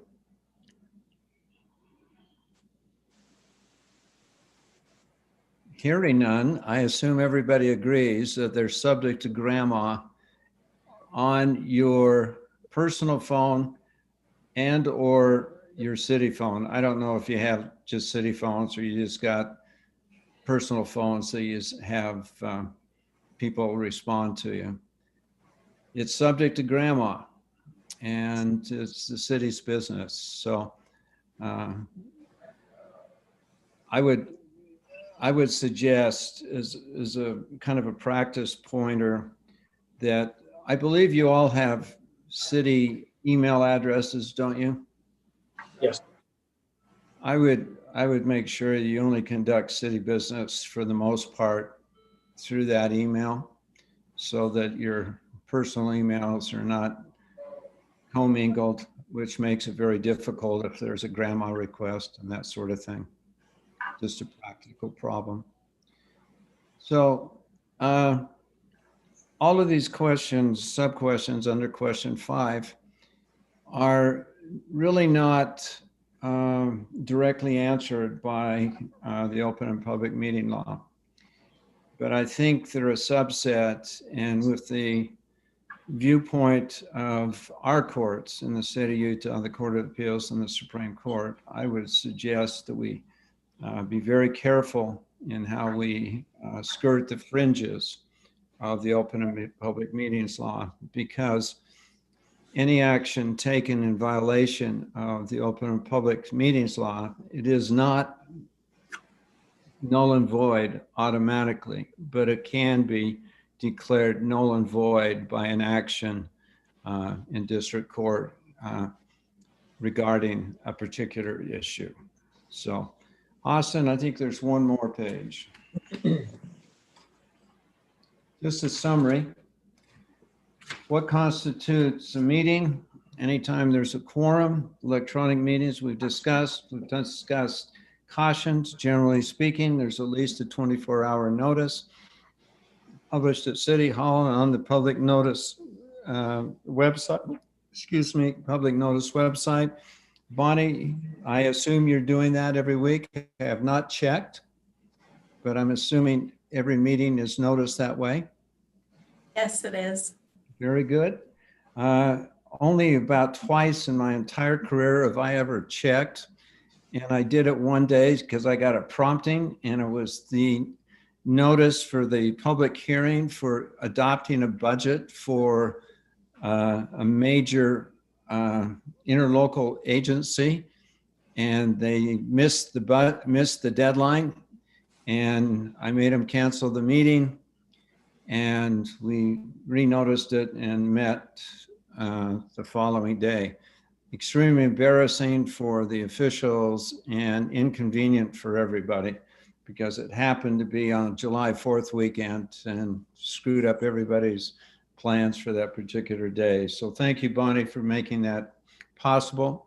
Let's talk about, go to the next one, is closed meetings, Austin. There's 5 reasons to close a meeting. You've got executive meeting or a closed meeting on the agenda tonight regarding pending or imminent litigation. You can do it for deployment of security devices, acquisition of real property, discussing the competency or professional qualifications of an individual, and I have missed one, and I apologize. I've only talked about 4. Minutes required of all open meetings. Minutes are also not required for closed meetings, with some exceptions if we ever get there. And we've talked about the consequences of noncompliance. An item can be null and void, and is not automatically null. So, a little bit of history lesson. Any questions or concerns? So Craig, just a question on that first scenario in question 5. What's your advice to not read the individual email or emails that come in during session, or or to ignore them or read them and just move on? Or what was your take on that? Because it was vague, I guess. If I was sitting as an elected official, I would turn my phone off. I wouldn't bring it. I'd keep it in my pocket or my purse or wherever during council meetings. I just don't think it's appropriate during those meetings. I think it comes close to infringing upon the intent, maybe not the letter, but the intent of the open and public meeting law. So that's my personal feelings. Thanks.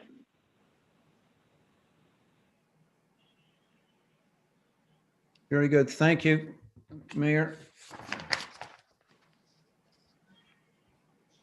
Thanks, Craig. Shane, do you want to address the financial report?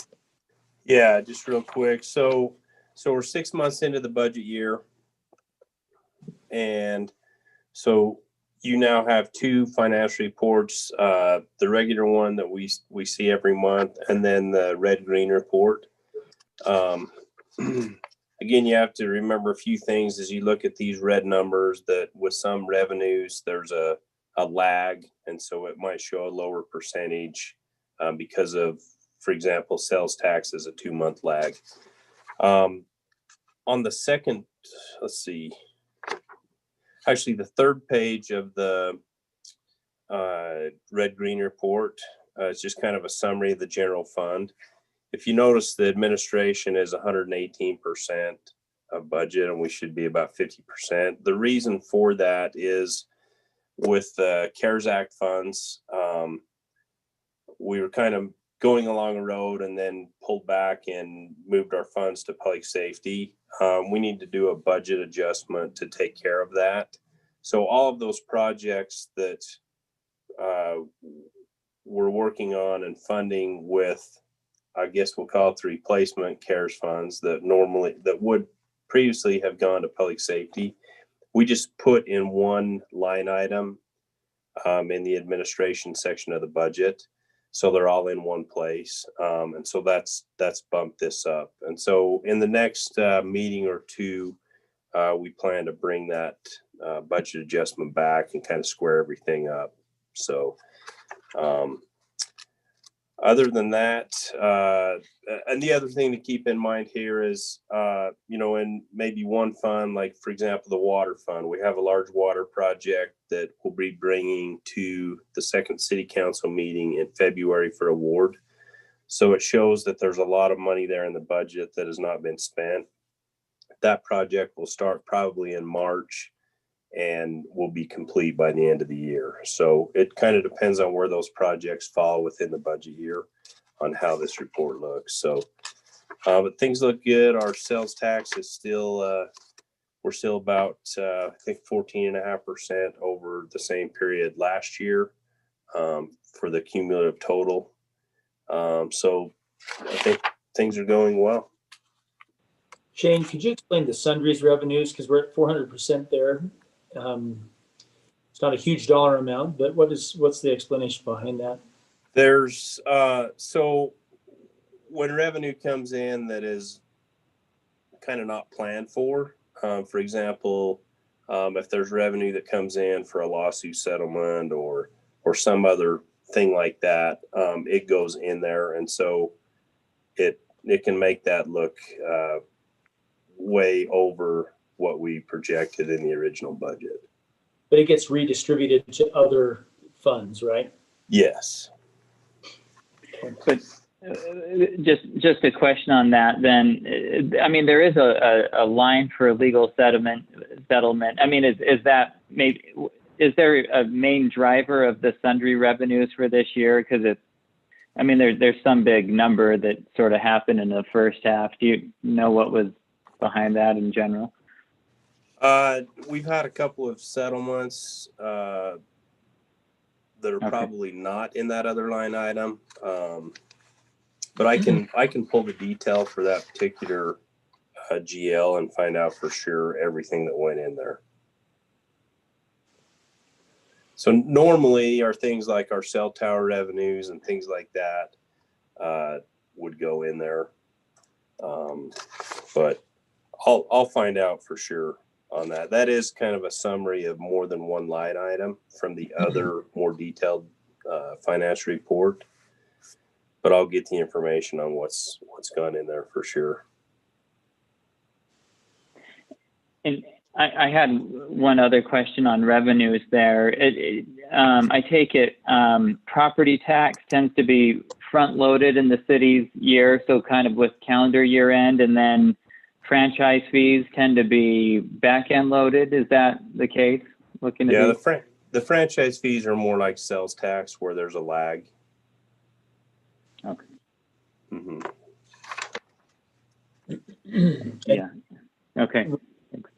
And November is kind of the pay date of all the property taxes.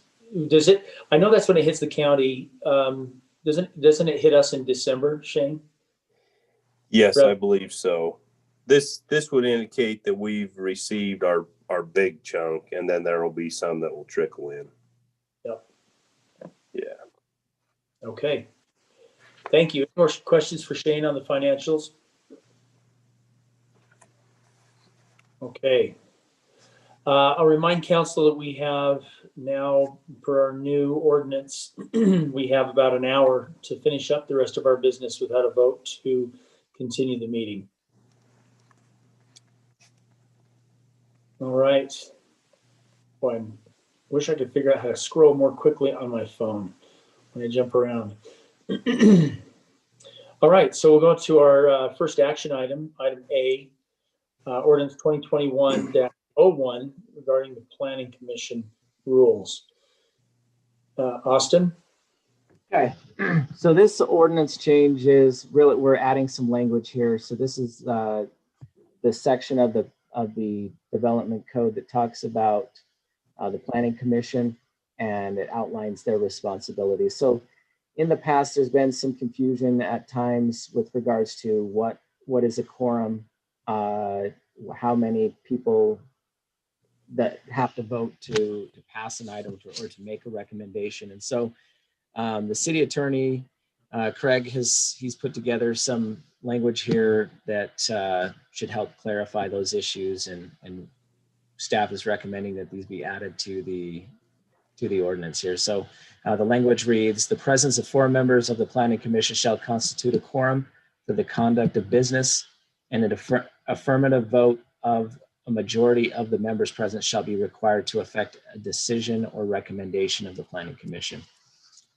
And I mean, the idea is just, we have new Planning Commission members that come on every once in a while, and this just helps make things more transparent and clear what their responsibilities are as they come on, and there's no questions about how things should be done. So I have a question for maybe for Craig, or if you can answer it, Austin. So let's say we do have a quorum of 4. The chair is also a voting member, and the chair is there, but there's a split. So is there a tiebreaker for a quorum of 4, or does it just go to the next meeting? It either dies or goes to the next meeting. Okay. Motion. But a 3 vote in that would move it as a recommendation to the city council. That's the Or a majority. decision, depending on what the matter is. Okay. Mhm.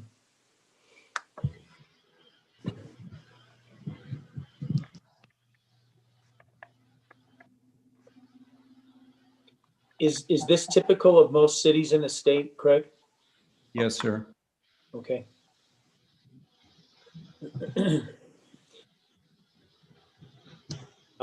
Unless there are any other questions, would entertain a motion.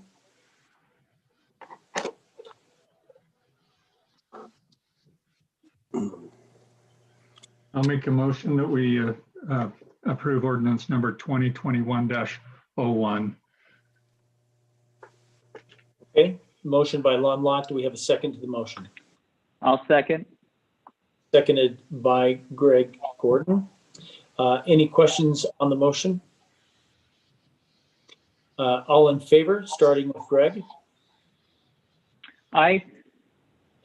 Carla, Aye. Jessica, Aye. and Lon. Aye. We have a unanimous vote. Motion passes. Thank you. Item B, commercial site plan requirements, or ordinance 2021-02. Okay, so this is a quick amendment to our site plan requirements. The site plans, to give you a recap, are required for all buildings that are built in the business commercial zone. And in particular, I guess, anything that's in that gateway historic zone would have those. So the most recent building that we had that has come through City Council and Planning Commission was the Alpine Fitness building, and the Planning Commission had a difficult time with the design of that building and trying to envision what it would look like. One of the concerns was that there was not a fully rendered 3D rendering of the exterior of the building, and so you had two-dimensional pictures, and then you had to kind of imagine what that building looked like in your mind. And so they thought that moving forward, any new commercial building would probably be a good idea, just for the purpose of everyone to visualize it, that if there was a full 3D rendering of that building. And so that's what's being proposed here tonight, is to just make that a requirement of all new buildings that are being constructed in the business commercial zone, that they have to have that as part of their site plan moving forward. Okay. Discussion, questions? Only question I would have had, but they seemed to address it at Planning Commission, was costs involved that wouldn't typically be expected of others, but it sounds like the architectural design people would just be able to print out a 3D so that would have been my only concern, if we're imposing yet more expense on people that typically wouldn't need to be Otherwise, it sounds good to me. It seems like it's becoming part of standard procedure to create these drawings. I know in my line of work, we automatically generate them, create a plan to be submitted to the city. Yeah. And I think it's pretty reasonable to ask for it. It's my understanding that a lot of these this design software that a lot of these architects are using nowadays, it's a built-in part of the tool set that they're using when they design the building. So when they design it in their software, they can simply click a button, and at any given time they can see a 3D rendering of the building. So I think it's more and more, it's becoming more commonplace to have that feature, and it should be something easy for them to provide. So I guess the question I would have about that, Austin and Shane, is: are we requiring is it the applicant's option to submit either an electronic rendering or a printed rendering? Does it have to be printed, or could it be because it can be a little expensive to print? Yeah, that's a good question. Right now, we actually require both electronic and physical copies be submitted. Okay. Should that be specified in the ordinance?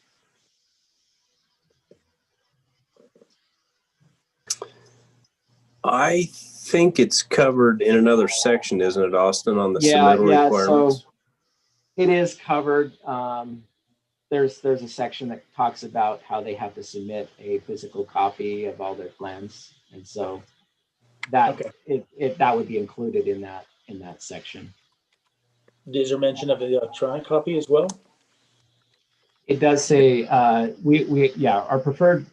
It specifically outlines AutoCAD as our preferred method, and then we've also traditionally also asked for a PDF copy of everything as well. So Austin, will we need to update some of the other sections then to show that we're expecting 3D renderings also? Really, this is the ordinance that we refer to when we point someone, when they're designing the building, we point them specifically to this ordinance and say you have to meet items 1 through 13. All of those have to be in your plan. If you're missing any of those items, we won't even accept your site plan. So that's usually what we tell them. Okay, well, just looking at what we did with the appeal authority, there was another section that we looked at. Once we made the appeal authority ordinance, then we looked in another section to change things. Anyway. Yeah, that's a good point. That's a good point. We don't want to make that mistake again. We just want to make sure that if there is another section that it should be in as well, that the 3D rendering gets in there.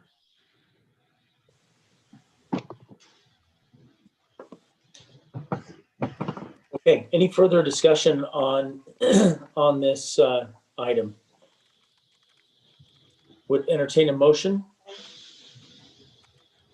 Mayor, I'll motion that we approve ordinance 2021-02 site plan requirements. A motion by Greg Gordon to approve. Do we have a second to that motion? Second. A second by Carla Merrill. Any further question or discussion on the motion? Hearing none, we'll take a roll call vote. Carla? Aye. Lon? Aye. Jessica? Aye. And Greg? Aye. Motion passes unanimously. Thank you. Last item on the action item agenda is the monument signs ordinance. I know a lot of discussion has gone into this, and I think it seemed like it covers just about everything we were concerned about in the past. Austin, do you want to go ahead and introduce this? Yeah, so great point. Yeah, so this has been to the city council in the past, or middle of last year. The city council was the last time this is kind of discussed. And it's in between now and then, staff has kind of gone back. We've redrafted this, tried to incorporate all of the comments that we received from city council. I know that there were some concerns about height, how that's measured. And there was also concerns about what should be the maximum height of a sign. So those concerns have been addressed and included in this draft here. So primarily what you're looking at here is there's three different elements of what are changes that are going to be part of this ordinance. So the first one is we've essentially added what would be kind of a definition of height. And so that says the height of a freestanding or monument sign is measured from the finished grade to the topmost portion of the sign, and any pedestal or base shall be included in the measurement.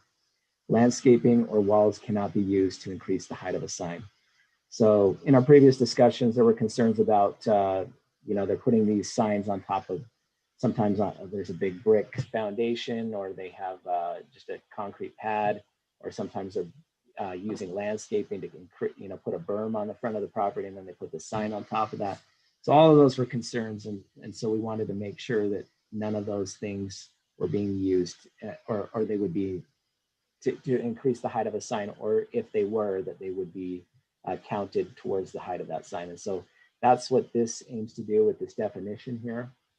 The other things that this ordinance covers is setbacks. So right now, for a monument sign or a freestanding sign, which is not attached to a building, but out in the landscaping of the property, we have a 3-foot setback requirement, which, last year we had a sign, the Alpine sign that was installed, and it met that requirement, but, a lot of people felt like it was still obstructing the view of as you came onto Main Street. And so the idea with this is we increase the setback to 5 feet. That pushes it back another 2 feet, which opens up visibility if you're turning onto the street from either coming out of a parking lot or coming from a side street onto Main Street. That would open up the viewing window. So, and then finally, the third item that this ordinance looks to change would be the actual dimensions of a freestanding sign. So currently, we allow signs to be 6 feet tall and 8 feet wide. We actually do have some signs that are bigger than that on Main Street. That's some of those, I'm not sure how they got approved, but these are large signs. And in between the time that this ordinance was adopted and just actually last year, we adopted a new ordinance to reduce the setbacks for buildings. So buildings used to have to be set back 30 feet from Main Street and now they only have to be 15 feet for their front setback. And so the idea is if you're pushing the building further forward, you're going to likely have a sign on the building anyways. And so you probably don't need as big of a sign out in front of your building. The one exception to that may be like if you have like a Alpine Main Street Village where you have several businesses in a little kind of park. Maybe you have 6 businesses and they all want to advertise on the same sign. That might be an instance where a bigger sign would be a good thing. But if it's just one business like Altabank, does Altabank really need a 6 by 8 foot sign? Probably not, especially if they're only 15 feet from the front property line or from the sidewalk. So the idea is, we want to reduce the size of those signs since buildings are now going to be closer to the front property line. So those are the 3 main changes. Again, it's adding a definition to height, increasing setbacks to 5 feet, and then reducing the dimensions of signs that are permitted to be 4 feet high and 6 feet wide. So what about the elementaries wanting colored signs? Where did we come on that?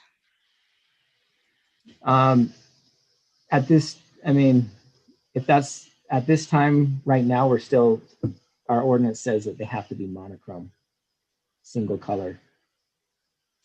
I don't know, is that something that we want to change? We could make that a part of this ordinance change because it is actually dealing with that exact monument sign issue. I know, I'm just,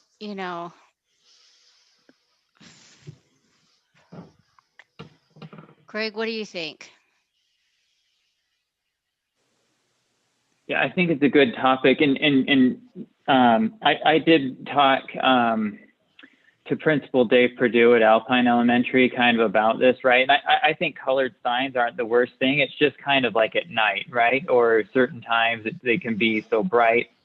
And, you know, he seemed very reasonable. I said, you know, I think what Timberline has done well, and I think it was based on public input, is they kind of run it during school and drop off and pick up and during events. You know, and he kind of thought, you know, that would be no problem and make a lot of sense. And so, you know, I think with some of those parameters, I think it would be fine to have colored signs, because if you look at Timberline, you never see it on hardly, you know, unless you're picking up or dropping off, which is right when they want it in use. So it seems like it could be good. And I'm thinking about it over by Westfield Elementary. Again, I don't think there'd be any problem, you know, with colored, but. Are you thinking something closer to 30 minutes before school to 30 minutes after an event? Yeah, something like that. Like, you know, or you know, whatever, you know, even an hour before or hour after, and you know, an event and something like that. You know, I think that, and I've wanted to verify that with Timberline, but I think they're doing something just like that, and it seems to work quite well. You know. What about just a hard cutoff time, like 8 p.m. or something? I'm thinking that would probably be easier for them to program. Do you know what I mean? I think anything electronic, they usually have a start and a stop time. What have we asked the Mountainville Academy to do? You know? I don't know, but it seems like it's going off all the time.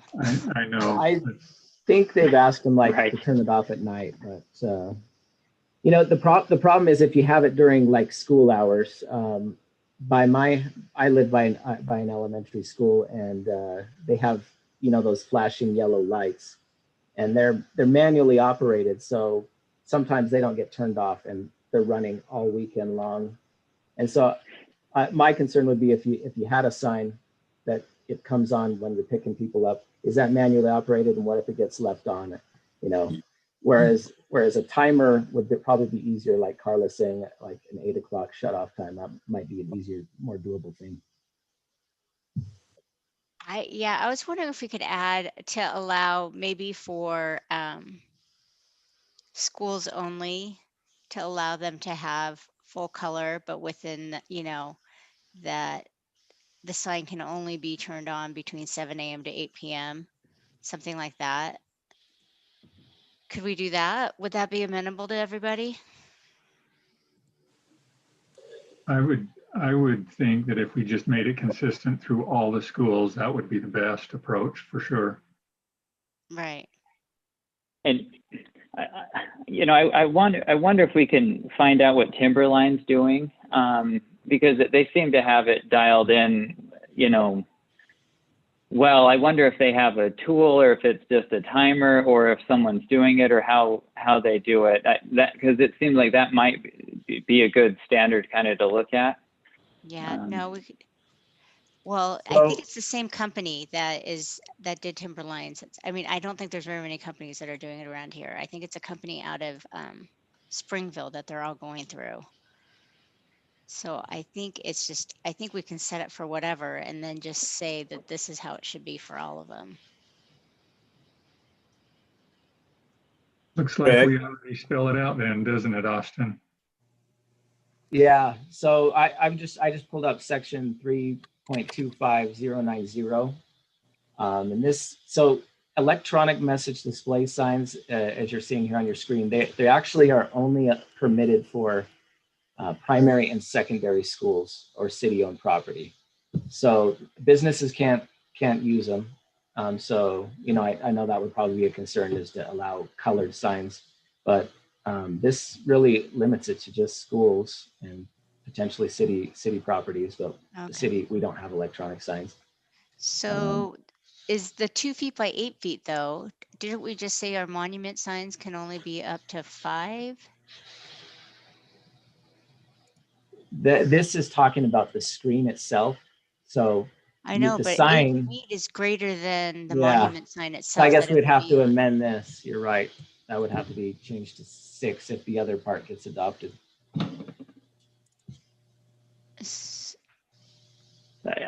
but I imagine a 2x8, that seems like it would be awfully wide. I wonder, I think if we just make it the I same don't think size any as of the them are that, monument sign. yeah. Okay, yeah, I mean, that would make it so potentially up to 4 feet tall and 6 feet wide, right? Yeah, and then what are the hours? It says hours of, is it 8? Right now it says illuminated or active between the hours of, shall not be illuminated or active between the hours of 8 p.m. to 6 a.m. Okay, yeah, that's what I was, okay, I thought I had read that. That's why 8 p.m. came to mind. Okay. What's the rationale behind 8 p.m.? I mean, is that there a reason behind that? It seems like it's because it's 3 hours past sunset in the winter and it's 2 hours before sunset in the summer. Obviously, we don't. I guess it wouldn't apply to the summer. Yeah. Does it need to be 8? Could it be 6 or 7? My recollection, I could be wrong on this, was that they were just trying to get these type signs shut down before people are going to bed. But yeah, that's why I'm saying it. I think it could be earlier in the evening that they shut down.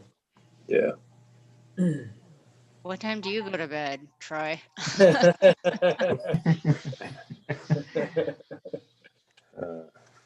I'm okay with 8 p.m. because I think it might be helpful for people coming home from work that don't do pickup and drop off, that they can see if the school wants them, to have a notice or whatnot. But I mean, if you guys want to make it earlier, but I think we do need to adjust the dimensions and then change it so that we're not limiting them just to the amber display.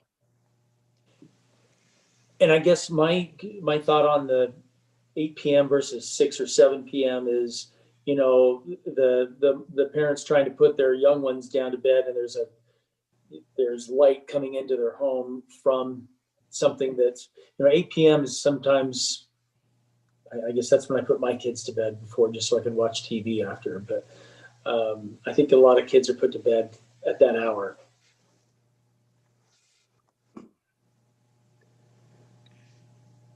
Craig, just a question on process. So the sign ordinance was looked at and went through the public hearing and everything, dealing with the height and these things. But this specific part of the ordinance wasn't addressed there. Does it need to go back through a public hearing, or can these changes be made since we're addressing the sign ordinance?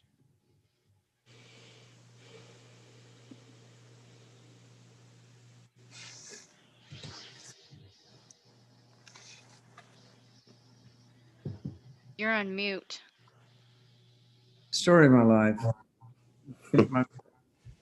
My wife loves it when I'm mute.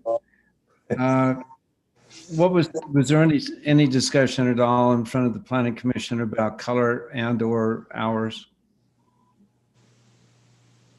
The color issue did not come up in the last meeting, no. Hours? Hours of operation, no. But are we opting to change the hours, or are we okay with what's there, the 8 to 6? Yeah, because one thing is they did talk about size, and that's what we're addressing right now. So we do need to modify that electronic size from 2 by 8 to item 2, 4 by 6. Item right here. Yeah, so that could be changed because they did talk about. And we could make that in our motion, right, to modify that part of the development code along with this.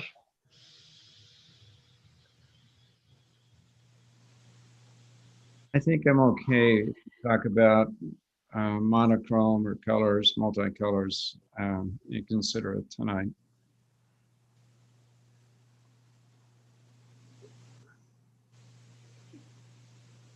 Was lighting discussed at all as far as dimming lights or being more sensitive to a dark skies focus?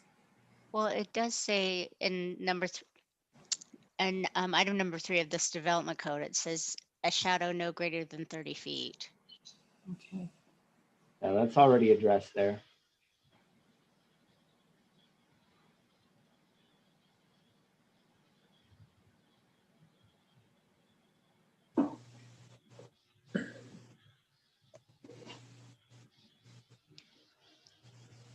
So what are the new dimensions that you'll put for number 2? It's going to be 4 feet high and 6 feet wide. Okay. So, but that's not for the display itself. That's for the entire monument, correct? That is for the entire monument. Okay. Yeah.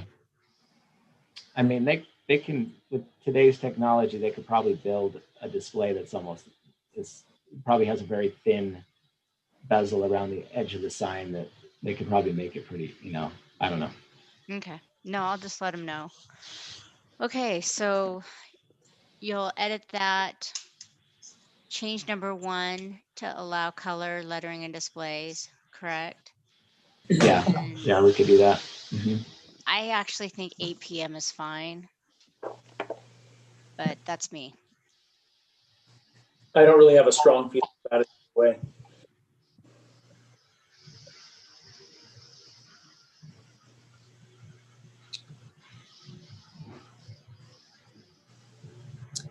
Austin, you said there were some monument signs that were even larger than the 6 by 8. Is there a process or something that could be added that if ownership changes of those buildings, that they would have to modify those signs to meet current new signage guidelines, so we can start backing off of some of those larger ones if there is Yeah. a change?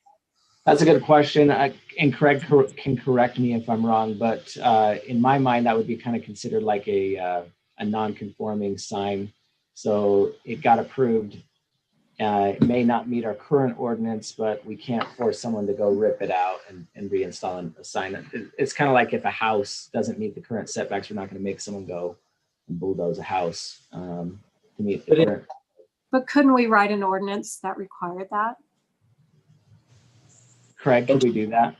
Well, actually, we have it in our ordinance here, except as provided herein, it shall be unlawful to erect, construct, reconstruct, alter, or change the use of any structure, wall marquees, or any other parts jointed together to form a sign without first obtaining a sign permit from Alpine City. And at that point, I would say the new Alpine or the new ordinance applies.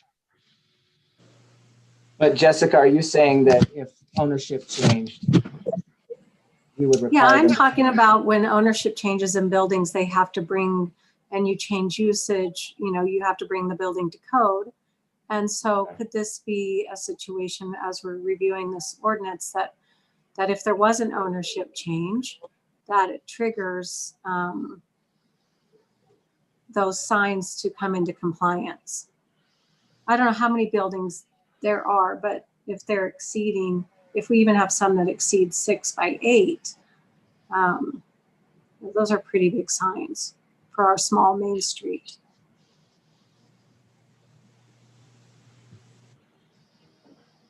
Yeah.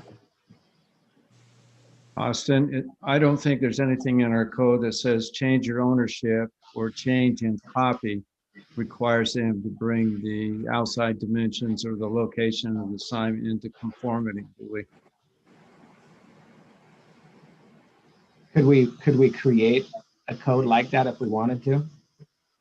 I don't think change in text is sufficient, nor do I think a change in ownership. Change in use, maybe, but not ownership or change in text.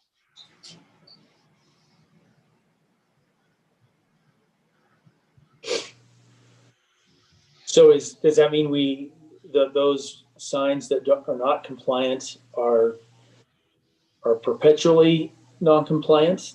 There's nothing we can do to bring them in?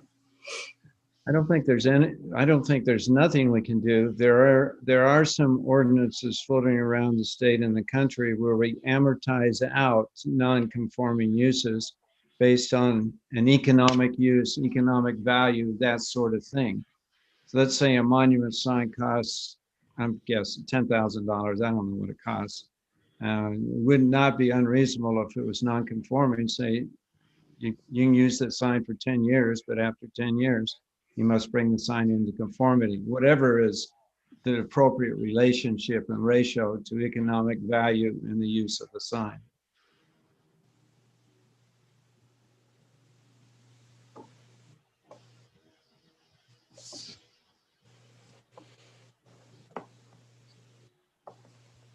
So one other thought on the hours, just to, I don't know if you've heard it, but I've seen and heard many people comment about the sign being bright on Main Street, you know, into the evening hours, I guess 8 p.m. or something.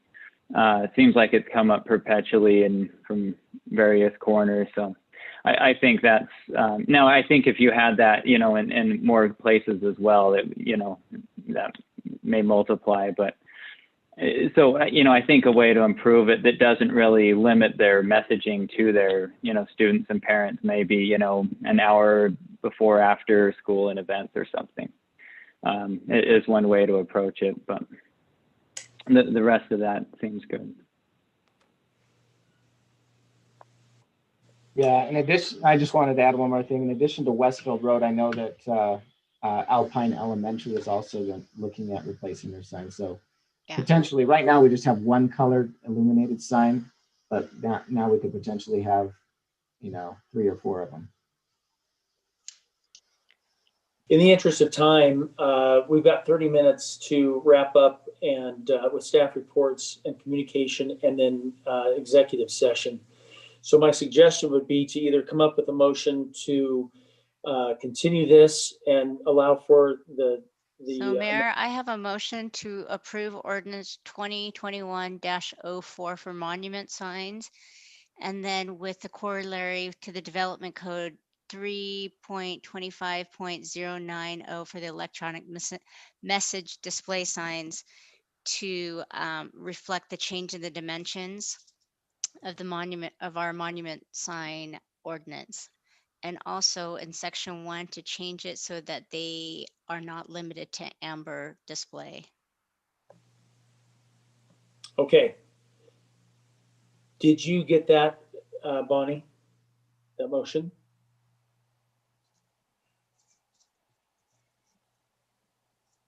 Bonnie, Yes, I did. Okay. I'll second. And we have a second by Lon. So we have a motion by Carla, seconded by Lon. Any questions on the motion? So what is the language on point 1? It'll read, not be limited to amber display? No, it just. Is that, or I think you could almost just strike that out, honestly. Yeah, you can take that out and make number 2 number 1 with the new dimensions.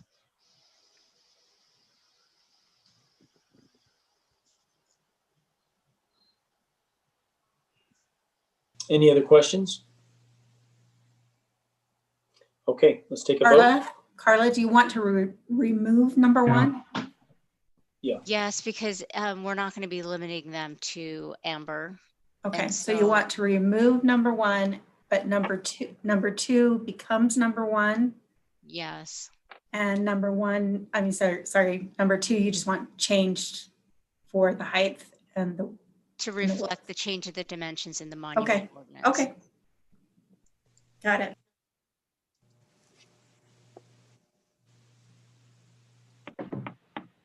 Okay. I do think we'll need to keep in mind these hours though, right? If it's already a problem on Main Street, we put 4 of these around town, we're gonna have some angry neighborhoods. Just keep that in mind. Yep. I think if they stick to the hours, I don't think they'll be as angry. Maybe we'll have to adjust the timing eventually, but I think, you know, I've seen Mountainville's lights on way, way late into the night driving into town and it's on blaring. But Mountainville's on Main Street, not sitting in a little neighborhood like Alpine Elementary. And it's a lot bigger than 4x6 too. Mm-hmm. That's one of, you asked what, you know, about those signs. That's one of them that's bigger than our code allows. And I think what makes that annoying is that our kids don't go to Mountainville, so it's really annoying. No, I'm just kidding. But let's Yeah, if we're done, let's go ahead and put it to a vote. All right. Roll call. Greg Gordon, Aye. Jessica Smuin, Nay. Lon Lot, Aye. Greg Gordon, Carla, sorry. Aye. Okay, the motion passes 3-1.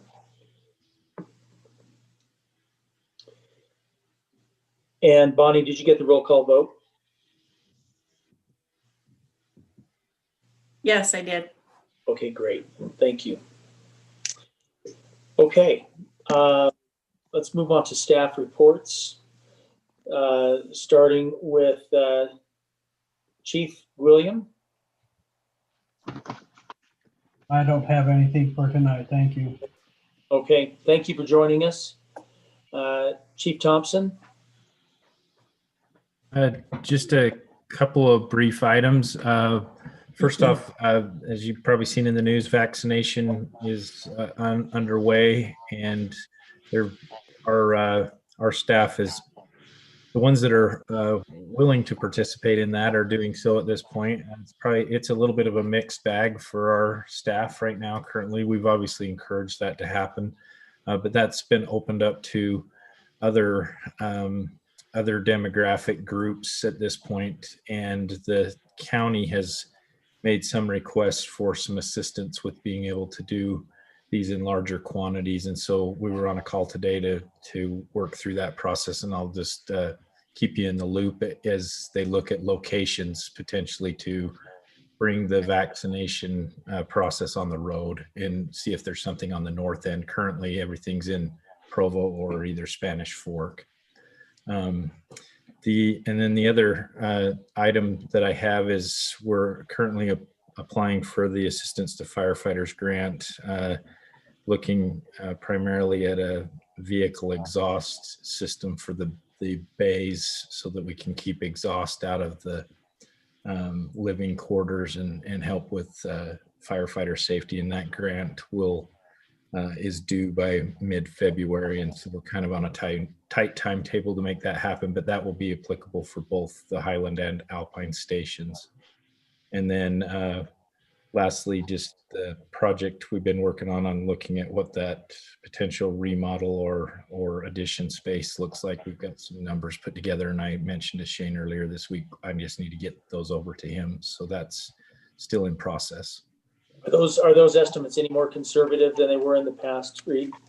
The estimates that I have are based on the programming space, and so the square footage that's needed for the building, and not necessarily looking at the cost. And so we would need to push that out to get some pricing on that. But I feel like we've narrowed what the space should look like and have some pretty good ideas on a concept. So. Okay, thank you. That's all I have. Thank you, Chief. Bonnie, do you have anything? Not tonight. Okay, thank you for all your work. Austin, anything else? No, I have nothing else tonight, Mayor. Thank you. Thank you. Shane? Yeah, just a couple things. Just wanted to make the council aware that we did hire someone to replace Deanne. She's been here, she's in her second week, doing fantastic. Deanne's been great to be here and train her, and that's going really well. So if we don't get back to live meeting soon, we'll introduce her via Zoom. Her name's Heidi Jackman, by the way. She does live here in Alpine. We are starting interviews tomorrow for Ted's replacement. So we'll let you know how that goes. City Hall remodel progress. It's coming along really well. We're waiting for the arched window on the very south wall of the new entrance there. But a lot of the other stuff is in. Carpo's going in today. Countertops later this week. Stop by and take a look at it. I think it's coming along really nice. One question on it. We have in the budget to re-roof City Hall. We had pushed this from last budget year to this year. We had some discussion on what type of material we want to re-roof this building with. Shake shingles are roughly twice as much as asphalt. My big question is, what do we want to roof this little addition with? We could do it with something inexpensive and then replace that with whatever we end up with. We could just go ahead and put shakes on that. We could do like a metal roof that's kind of an accent to whatever goes on the rest of City Hall. I don't know if anyone has. We planned on doing the rest of the roof in the spring. But we just need to make a decision on this now. Do you feel like the metal roofing would tie in well with the building, with the style of the building? Well, the builder and I had talked about possibly some type of bronze looking that could tie in with multiple different other finishes. The only issue that I see is all the soffit fascia is white. And so I'm not quite sure how that would look. So if anybody has any opinions on that, we're happy to take them. So if not, I mean, I think if you, so your options are go to asphalt or stay with a replace, shaker wood style. Is that right? yes.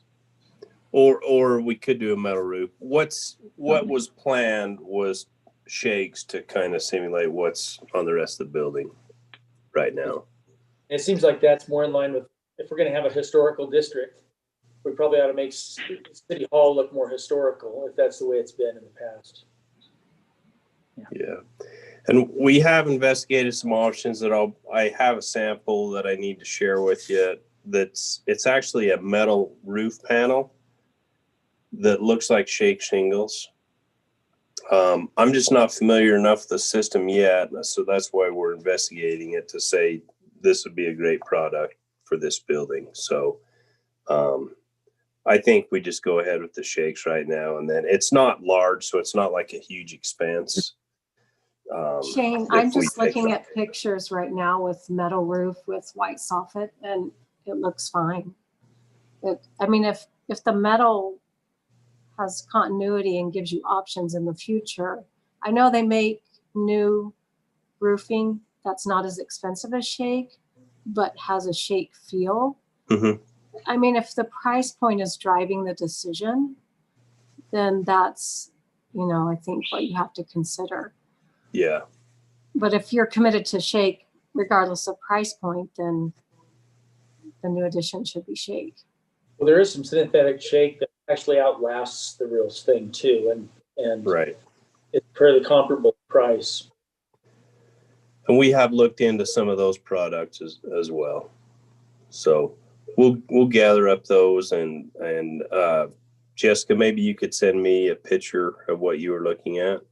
Okay. Anything else, Shane?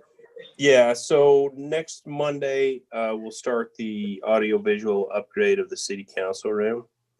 They expect to be there about a week doing that. So I don't know what point in time you feel comfortable coming back to a live meeting, but that room will be ready soon if you decide to do that. Next item, Alpine Days. It's probably going to sneak up on us quicker than you'd think. We're getting calls from vendors and things, so we need to get a plan together so that we can be able to answer these people that contact us. And just a reminder. Oh, sorry. Well, I was just going to say, Shane, I think at this point, we're full speed ahead. We want to, and I know we need to settle in on somebody who's going to run Alpine Days. You and I have kind of discussed that. Yeah. And I'd like to have that conversation with you when we have time. But if there's, I don't think there's any question that we'll have some level of Alpine days next summer. Okay. All right. Just a reminder for those involved, the Lone Peak Public Safety District meeting that is normally tomorrow morning is a week from tomorrow morning. Because I don't know if the chief's still on, but I believe he's at a conference this week. I'm still here. Yes, I'm in Arizona. So Craig's in St. George, and I'm in Phoenix. So I appreciate Make you us all accommodating. jealous. One last thing, the website update. We had 2 companies that were contacting us, and we've been in discussions with, and we just felt like we needed to know more. So we reached out to a bunch of other cities, and they have flooded us with information. So we've got a long list of vendors and feedback and pros and cons and that we're going through right now. And so we're working through that, and we'll bring a recommendation back here at one of the next few meetings. That's all I have tonight. Okay, thank you, Shane. Lon, do you have anything, Lon? No, nothing. Thank you. Okay, thank you. Greg? Nothing tonight. Thank you. Okay, Carla? No, nothing. Jessica? I remember one time there was this discussion about a grant for a charging station. Is there anything that ever happened with that?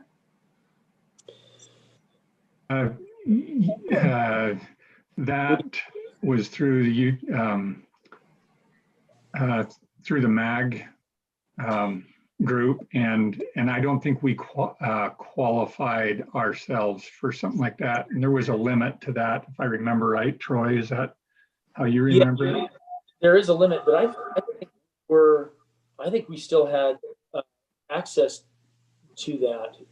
It was part of the settlement money that came out of the Volkswagen lawsuit payout that was distributed to the counties and then redistributed to certain types of expenditures, if energy efficiency being one of them, fossil fuel efficiency. And I'd have to go back and look, Lon, but I thought I remembered that we did qualify for that.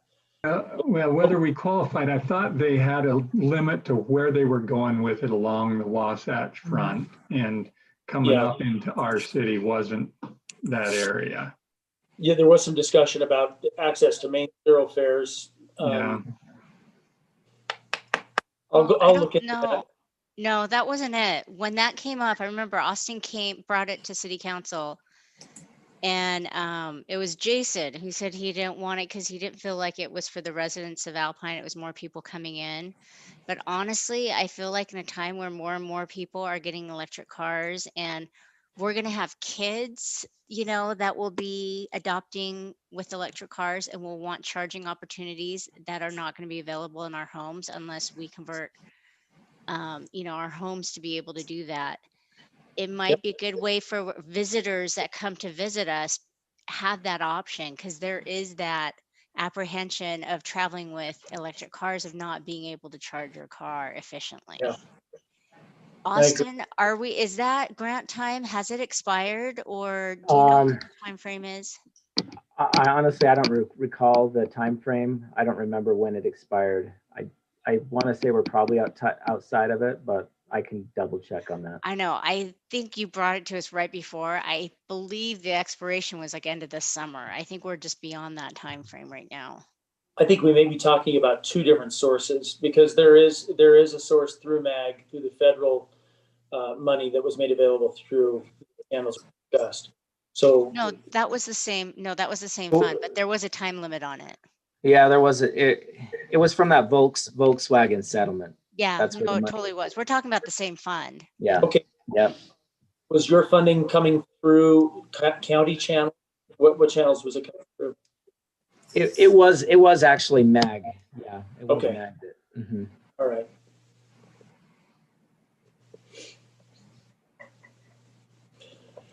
Okay. Where'd we leave off? Okay, Jessica, anything else? That's it. Thank you. We'll look into that. I just have a couple items. Shane already covered one of them, upgrading the communication systems. I just signed the recreational grant money that was available to us That should, I don't know when that grant money is distributed. Do you, Shane? Oh, you're muted, Shane. The county grant, Mayor, Yeah. the roughly 5,000. So on that one, we expend the funds and then apply to them for reimbursement. And there is a time on it. I think it's in the spring that we have to do that by. Okay. I know I just signed the document this morning, so we're good there. The other thing I'd like to throw out there, and we talked about the website. It seems fairly often we recall having a discussion in city council about a given topic, and we kind of remember what happened, but we don't have the details. We don't know exactly when it happened. I'd love to find a way for us to have electronic access. I know we have minutes that we can go back to, but some type of search engine that gives us the ability to type in a topic and have the discussion in whatever city council meetings happened in the past pop up as a resource, so that we could go back to some of the conversations we've had, or people in the community could type in, zoning and see all the discussions about zoning or trails or whatever topic they had, so that our information, all of the data that we have from previous meetings, became more useful to both us and the community. Is there a way that we could make that happen, so that we can use our history more effectively to create what we're trying to accomplish in the city? We'll have to talk with these companies as we address the website and see if there's an option to be able to search minutes like that. From the staff level, about maybe 2 or 3 months ago, we created a spreadsheet, and on Wednesday morning after council meetings, we list all the action items in that spreadsheet and who is to follow up on them. And then there's a column to say what was done, and then another column that it's complete. So yeah, we did that so that on our end, we're hopefully not missing these things. And some of them take a little longer than others to address. Some of them are ongoing, but I think it's working well for the staff right now. But we will follow up on this other suggestion. One of the things that brought that to a head, I think, is our discussion a few weeks back about the guard shack at the bottom of Three Falls. Because we had discussed it, there was a point in time where it was approved, but we couldn't find exactly when that was, where that was, and the details to it. So I think it's nice to be able to go back and say, okay, let's find exactly the time and content of the discussion. I think it would be very useful to the community. All right, that's all I had. We need to have a motion to go into executive session, but so that we don't violate our own ordinance, I think we're going to need a motion to extend the meeting. And so I would entertain that motion and encourage whoever makes the motion to put a specific timeline on how much time we're willing to take. I make a motion, Mayor, I'd like to make a motion that we extend our time limit to 9:30 and to complete the executive session. Do I need to make two motions, or that one first? Yes, that would be its own motion. Okay, Lon has made a motion to extend. Do we have a second to that motion? Second. Okay, we have a second by Carla. All in favor, starting with Jessica? Aye. Greg? Aye. Sorry, Carla, Aye. and Lon. Aye. Okay, so we're officially extended up to 9:30. Hopefully it won't take us that long, Right. but we'll take another motion to go into executive session. Can I make a motion that we go into executive session to discuss litigation? We have a second to that motion. Second. Okay, we have a motion by Lon, second by Carla. All in favor. Jessica? Aye. Greg? Aye. Lon, Aye. Carla. Aye. Okay. Do we need time to set up? We didn't take a motion on the consideration of the executive agreement, the very last item. So that will come after the executive session. So Okay. just a little bit of explanation of how we plan this to work. We'll just leave this meeting open, but we'll have to leave. Austin sent out a link. Hopefully it's still good. If not, he'll send out a new one for the executive session meeting. Once that's complete, we'll bump out of that, come back into this meeting, address the last agenda item, and then you can adjourn. So we leave this meeting, the host keeps it open, Yes. and we go into that other one, that other link. Yeah, Yeah. there's another link entitled executive. Executive Yep. session. Yeah, I see it. Okay. Okay. See you in a minute. Jane, do you need anybody else, any of us on here any further, or are you good No. with that tonight? Oh, you're good. Thanks. Thank you. Appreciate it.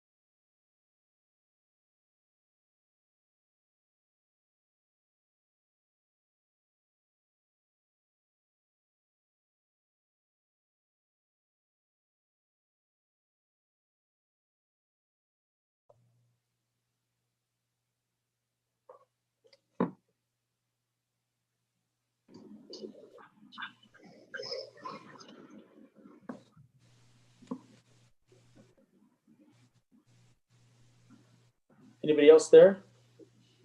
Everybody, looks like everybody's back. For some reason, mine doesn't automatically populate all the tiles. Okay.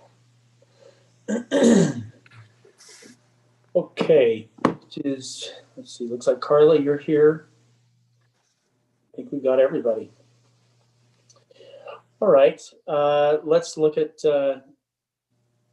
consideration of the execution of the agreement. Do we need to have any discussion on that? Do we need to introduce that? Just what we'd be looking for here is for the mayor to be authorized to sign this agreement. Okay. Do we have a motion that would allow that? Yeah, Mayor, I'll make a motion that we allow Mayor Choice-Stout to sign the execution of the agreement with Patterson Construction and Autumn View Properties regarding the Quail Fire dispute. Okay. Do we have a second to that motion? I'll second. Okay, we have a motion by Lon Lott, seconded by Greg Gordon. Any discussion on the motion? Without any further discussion, we'll take a vote, roll call vote, beginning with Lon Lott. Aye. Jessica Smewen. Aye. Greg Gordon. Aye. And Carla Merrill. Aye. We have a unanimous vote to approve. Motion passes. All right. I don't believe we have any further business to conduct. We'll entertain a motion to adjourn the meeting. Okay, I just want to make a note that this is the longest it's ever taken for somebody to make a motion to adjourn. I move to adjourn. Okay, thank you, Carla. Any Second. The motion has been made and seconded. All in favor? Aye. Aye. Aye. Okay, good night, everybody. Good Thank night, you. everyone. Aye. Good night. Thanks. Bye.